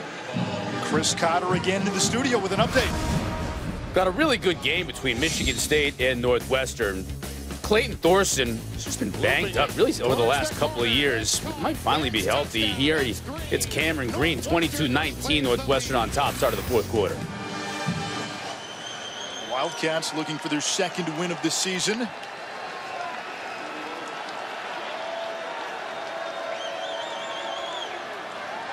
Bender to throw. Downfield. And poorly thrown, underthrown. Booker was the closest receiver. So now another 3rd down coming in. Let's see if Tony Gibson dials it up for West Virginia. I think it's a great question, and it's the great debate.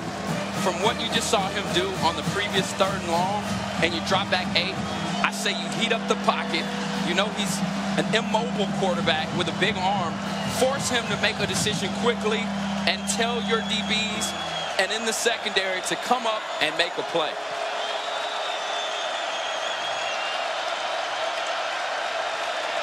Zero coverage on the back end. Here's the blitz. Bender running for his life, and they get him. Derek Pitts, the safety. And that aggressive blitzing West Virginia defense forces a 4th down. Yeah, we asked Gibson yesterday as a crew. We said, when's the right time? You know, when do you know? After they get a big 3rd down conversion, after you sit back on your heels, the next play, the next big 3rd down is the time. Gibson calls the right call, but it was 3 yellow jerseys around to pick up a key sack from Derek Pitts, and now Kansas is forced to punt. Low snap. Thompson just gets it off. Booming kick into the end zone. West Virginia will have it at the 20 after a 59-yard punt. Tony Gibson's West Virginia defense answers the call. Mountaineers still up 2 scores.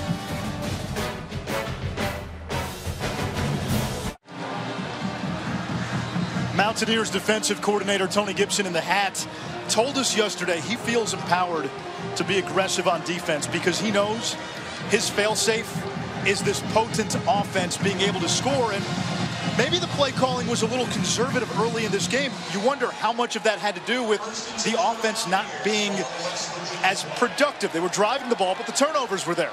Great point.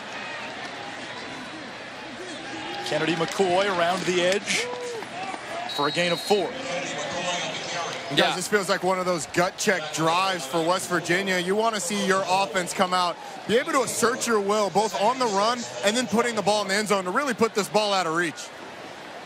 Yeah, I think you're right. You know, and what we saw last week when we had them at Texas Tech was that it was hard for this offense to close out the game. The defense had to come away with a takeaway and a score for them to come away with a victory there. Can the offense now make that right? Plenty of time for Greer. And then finally sacked by Wise. And Greer should have thrown that ball away. No pun intended, but that was not a wise decision.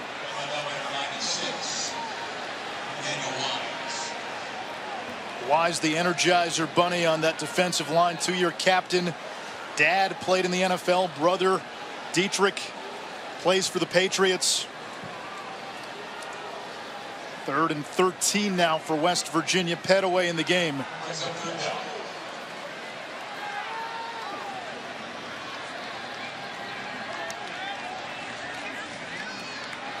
Greer steps up. Taken down again. Kansas saying they have it, but Greer was down. Wise back-to-back sacks. And now some extracurriculars near midfield. Both teams getting into it.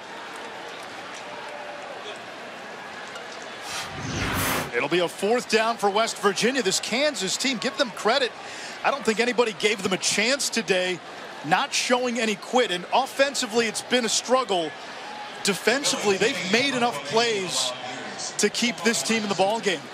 And they're still making them in the 4th. And if you are on this defense, and next week you tell yourself, we did everything we possibly could. Clint Bowen called a great game. Players made plays when they needed to.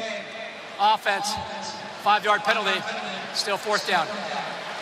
So Billy Kinney will back up even more, and now Kansas with a chance to work with a short field. And again, this is potentially one of those momentum changers.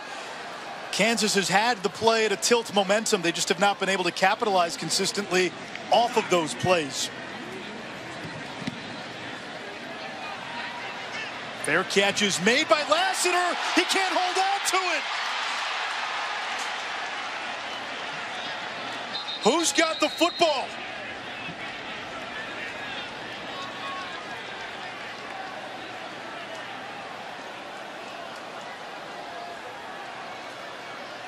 West Virginia saying they've got it. And the Mountaineers do.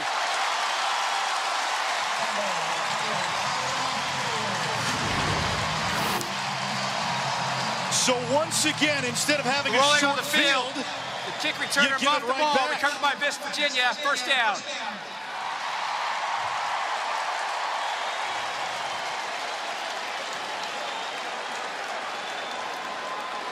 Yeah, and that unit has actually been very well.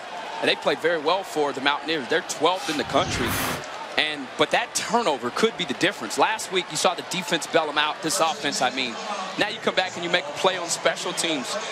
Yeah, if you're Dana, that's not the way you want it. You want your offense to score on every drive, every play. But sometimes you need a total team effort, and they're getting it. They brought the nickel back. Tornado on the blitz. And Greer finds Sills outside the numbers for a gain of 5.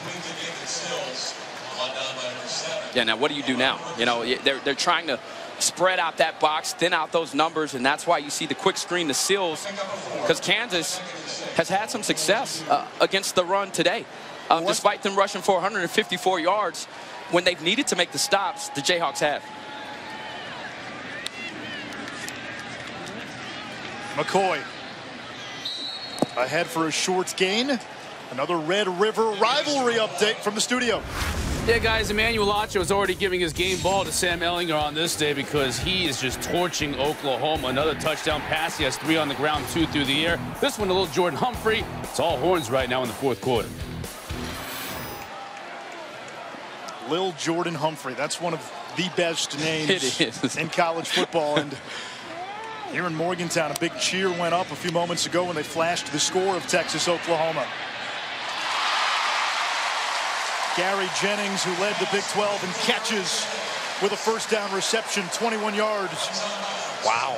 The patience there from Will Greer and the quick release. Such an efficient throwing motion. The way he gets the ball out of his hand so quickly. One of his best balls of the day, and Jennings, the sure-handed wide receiver, coming up with the catch.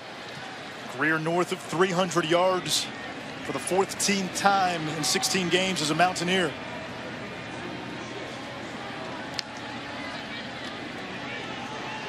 On the delay, McCoy blasting up the middle for a first down, a gain of 13. And you get the sense Kansas fumbled away its last best chance on that muffed punt.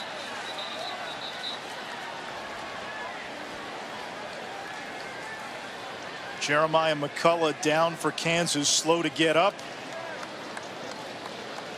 He was starting it today because Mike Lee was out. Kansas playing without both starting safeties, Lee and Ricky Thomas. Thomas has been out for a while. You know, one thing that I've seen the last two weeks is McCoy finishing games. Yeah. Roddy, what have you seen from him in the closing moments of a ball game? Well, because they rotate so much early in the game, you have fresh legs. And you mentioned the fact that he was getting into a rhythm earlier. You've got fresh legs and you're just starting to get into a rhythm in the second half. Those guys are tired and you're able to explode. This is Petaway. Cuts it back close to the 20. Second down. That's Roddy, if the Texas-Oklahoma score holds, how does that change the complexion of the Big 12? I picked Texas to win the Big 12 from the very beginning. I think Texas becomes the all-out favorite because they've now beaten TCU and Oklahoma. Greer to Sills. First and goal. I'm going to disagree with you, Roddy. I think West Virginia is the team to beat. And there's a flag down. An eligible man downfield, number 55. Offense, 5-yard penalty from the previous spot. Still second down. Yeah, the penalties, yeah, for West Virginia, they just keep mounting up. And they're one of the most penalized teams in the country. This has to stop for them to really be in the mix. And you're talking about where they fit in the Big 12 equation. I don't think you win teams. I don't think you beat the elite teams, the TCUs, the Texas, the Oklahoma, with this type of sloppy football. They've got to be better than they were in the second half last week and today against Kansas. But, Ahmad, we've seen them at their best as well. Yeah. And at their best, I'm not sure there's a better team in the Big 12. I picked them to win the conference. That's how strongly I feel about the Mountaineers. Last play under review. We'll step aside. 6:05 to go in regulation.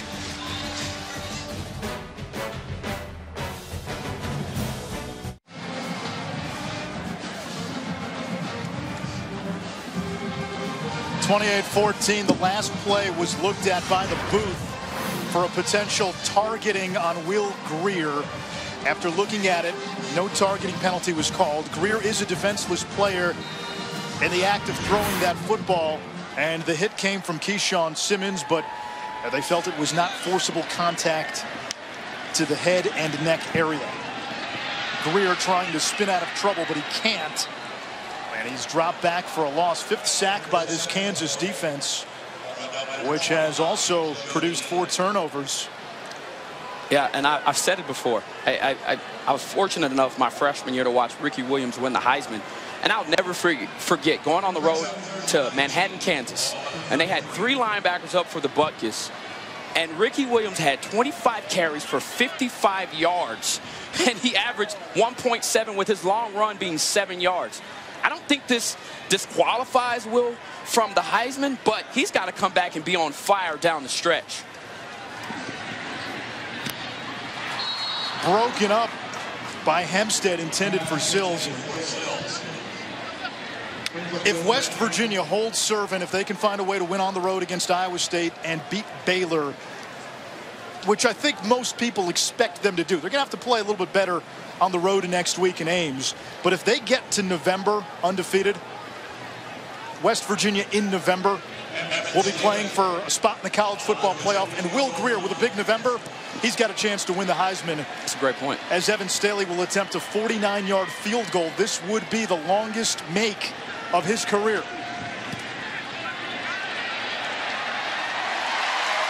And Staley sets a new career high with a 49-yarder. And it's now a 3-score game with 5:05 to go.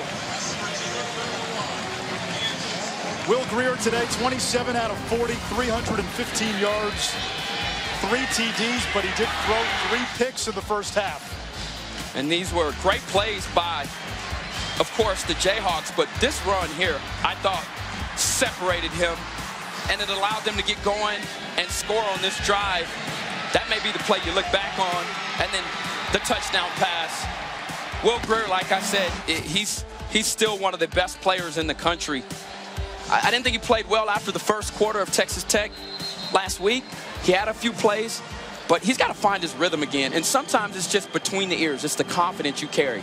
And we do know this. He's a kid that's very even keel. That's very good because he can go back, reevaluate himself, look on the inside, go home, get a hug from your baby girl and your wife, and come back at it next week and take on a very challenging opponent on the road in Ames in a night game, which is going to be a scary game for the Mountaineers. Yeah, a young man who, as you said, is married, has a daughter who turns 2 next month. His dad, Chad, was his high school coach and a former East Carolina quarterback. Yeah, so this week at one of my after-school programs, Jeff Blake, the former quarterback for the East Carolina, he said that Will's dad came in and expected to start and was just giving me, some funny commentary on how that competition went down and thought that Will Greer was a wonderful quarterback. As Herbert takes it across the 25-yard line. NFL Countdown begins tomorrow at 10 a.m. Eastern on ESPN. Odell Beckham Jr. sounds off on the Giants' 1-3 start and why their game plan isn't getting OBJ the ball enough. Plus, A-Rod and Patrick Mahomes discuss how A-Rod influenced a young Mahomes to reach the big leagues. Remember, Patrick Mahomes' father, Pat, was a longtime pitcher in Major League Baseball. And Monday Night Football has the Saints and Redskins. Drew Brees with a chance to make history. He can pass Peyton Manning for #1 on the career passing yards list. Carter Stanley now in the game at quarterback for Jayhawks. And he'll hand it off on first down to Puka Williams for a gain of 3. As we told you, Puka is one guy that Kansas just hasn't had since David Beatty has been here. He puts the fear of God into the other team's defense. And a story of perseverance. A young man who lost all the toes on his right foot in a lawnmower accident as a kid. Doctors told him, forget about sports, and he said, well, I'm going to go play sports, and turned out to be a pretty good track athlete and a very good football player. And when you watch his acceleration and his burst, that certainly has not impeded him from becoming a star, and he is going to be a star in this league. He's shifty. He's like trying to catch a feather in the wind and in a tornado.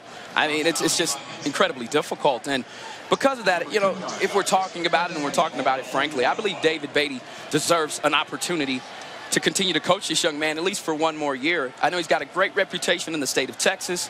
And when I start to look at the things that this program needs to be successful, I think it's within their reach. I think for Kansas, the roadmap for me, for them to have success, the #1 thing is quarterback. That you've got to have a good quarterback to be good in this conference. The second part of that is recruit the state of Texas. You've seen them start to do more of that because you're going to find these skillful guys on the outside edges. And the last one is find a favorable scheme. Run something that works for your players. Not a favorable play that time as Robinson is tackled.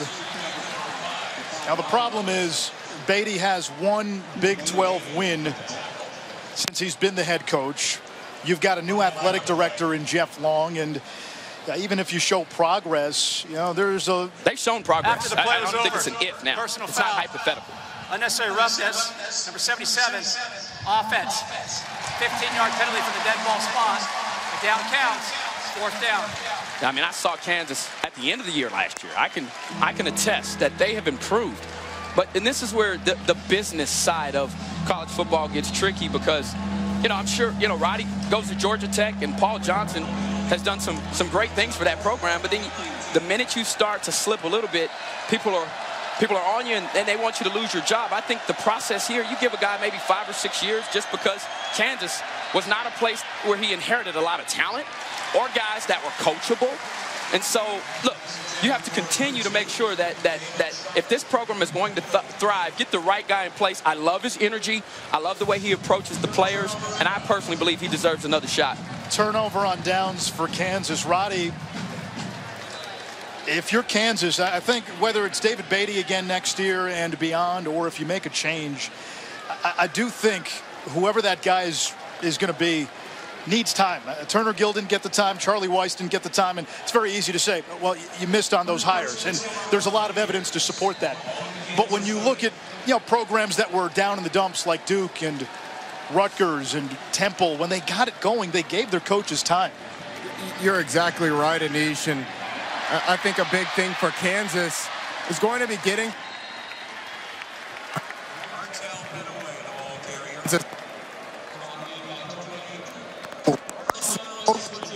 Oklahoma State, where they roll out the helmet and the 5 stars come. You have to be great developers of talent, so you have to be able to bring guys in, redshirt them, and grow them up, grow them into players that can compete on a week-in, week-out basis against some of the top talent in the entire country. And Kansas just isn't there yet because of the scholarship, because of scholarship deficits that David Beatty had early in his tenure. End zone for Sills, touchdown, West Virginia. And that puts the punctuation on this one.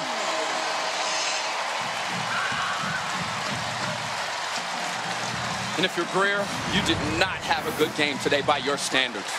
But sometimes just to get a good play at the end of the game, right? You know, at the end of the game, builds confidence. And it's a lot easier to watch film, and Roddy can attest to this, right? When you've had a bad game, and I've had plenty of them in my career, when you make a play at the end of it, you walk out of there with the coach patting you on the back instead of pushing you out the door. Man, the worst thing when you go to film on Sundays or Mondays is getting to a point where you know a bad play is coming. But that play for Will Greer, he'll know no matter what happens before, you end it on a touchdown. So he's going to absolutely look forward to the end of this game when he watches it. Greer and Sills, that has been one of the best connections in college football since the start of last year. They have nonverbal cues. David Sills telling us when Will Greer raises an eyebrow, he knows what that means. These two are friends off the field. They visit the Children's Hospital sometimes 3 times a week. There is an ESP, if you will, between those two. And that chemistry that they have is now, I believe, has gone throughout, spread throughout this entire team. The unique thing about West Virginia is they've got the talent now, I believe. Now, you know, the depth will be a question mark, especially with that gauntlet that they have in November. Yeah. But the talent, they're as talented as any team in the Big 12. Now, I believe the best teams, and the one team that I was on a national title run with in 2001, we had great chemistry. We loved to play together. And because of that, we could go on the road like Tech and win a game because we'd come together rather than spreading apart like a bunch of BBs. It was an opportunity for us to bow our back and to show people how bad we were together. Puka Williams fair catch by rule this year. That means you get it up to 25 if you make a fair catch inside the 25. Tonight, ABC has Notre Dame and Virginia Tech. Irish looking to stay unbeaten and looking to stay in that college football playoff conversation. Ryan Willis, the former Kansas QB, will get the start at quarterback again for the Hokies. And Anish, I like the Hokies' chances in this one. Lane Stadium at night, I've played there a couple of times, and it is one of the most ruckus environments in all of college football. The fans are right there on you, and it's going to be tough for Notre Dame to hear anything if Virginia Tech start to make some plays. Bender in at quarterback, and the shifty Puka Williams picks up a couple. You also have the unveiling of Frank Beamer's statue, so that crowd is going to be charged. Enter Sandman at night, and meanwhile here we're 2 minutes away from singing Country Roads in unison. Great tradition.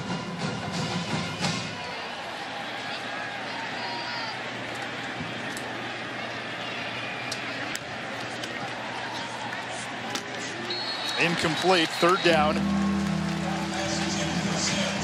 With Oklahoma on the verge of losing to Texas, West Virginia would become the only unbeaten team in the Big 12. What does that mean for the conference's college football playoff hopes? Well, I think when you look at them, they've got a good defense. They've got an explosive offense. They fit in the equation for me, and I don't know where the ACC, the Pac-12.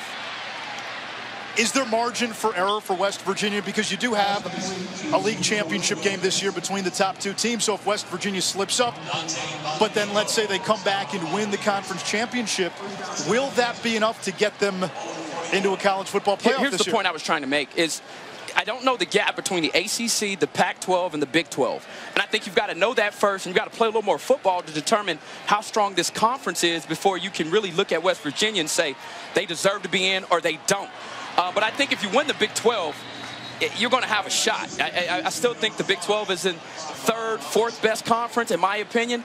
And, you had the canceled game against North Carolina State. That would have been a big test and a big check mark for them on their schedule.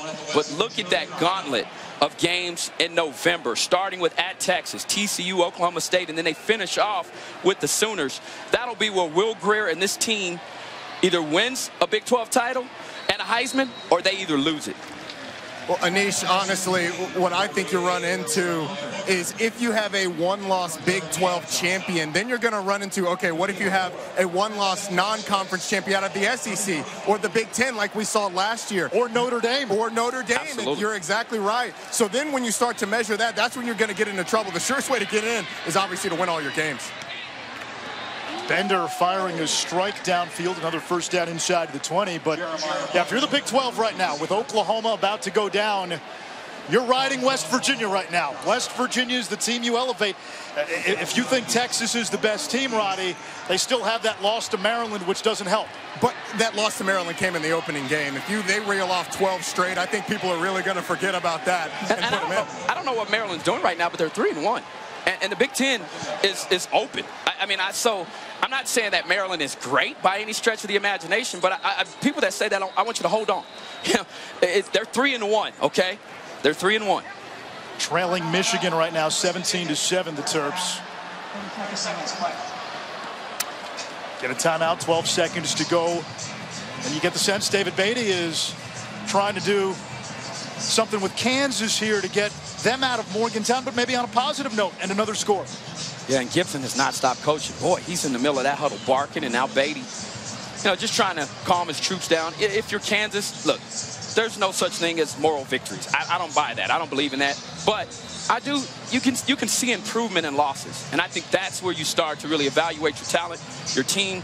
They fought today, and this defense came out of here in a valiant effort against one of the best offenses in the country, and they made plays time and time and time and time again, and this offense just couldn't quite score points off of those turnovers.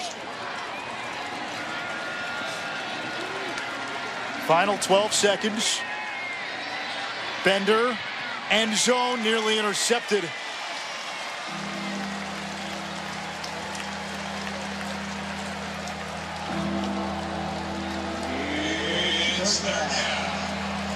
Six seconds left. Chris Cotter and the team in the studio will get you caught up on the day in college football, and then Iowa State, Oklahoma State is the next game on ESPN2, so West Virginia fans can get a sneak peek at their next opponent, the Cyclones. Bender throwing, end zone, And it's caught for a touchdown as time expires by Dalen Charlotte. And David Beatty has a decision to make because Bender, he's been sharp, and that was a small window for him to get that ball in. Great concentration and catch on the back end of that play. The Jayhawks did not quit fighting today. And I think they found a quarterback in Peyton Bender. I mean, he has been fantastic, especially throwing the ball in the small windows. We obviously don't see what goes on in practice, but based on game performance today, Peyton Bender's the guy. 16 out of 25, 191 yards, 2 TDs. Bender started the first 4 games, Carter Stanley this week and last week against Oklahoma State. Kansas will go for 2. Doesn't really mean much to the outcome. They get the 2-point conversion. It's Kwame Lassiter, and that is just bookkeeping. Final score here in Morgantown, West Virginia 38, Kansas 22. The Mountaineers survived 4 turnovers. Will Greer, this shows you what kind of talent we're talking about. It was not his best game. And he throws 332 yards through the air, 4 TDs, did have the 3 picks in the first half. Sacked 5 times. But the Mountaineers get the W, and it's off to Ames next weekend. To the studio now, and Chris.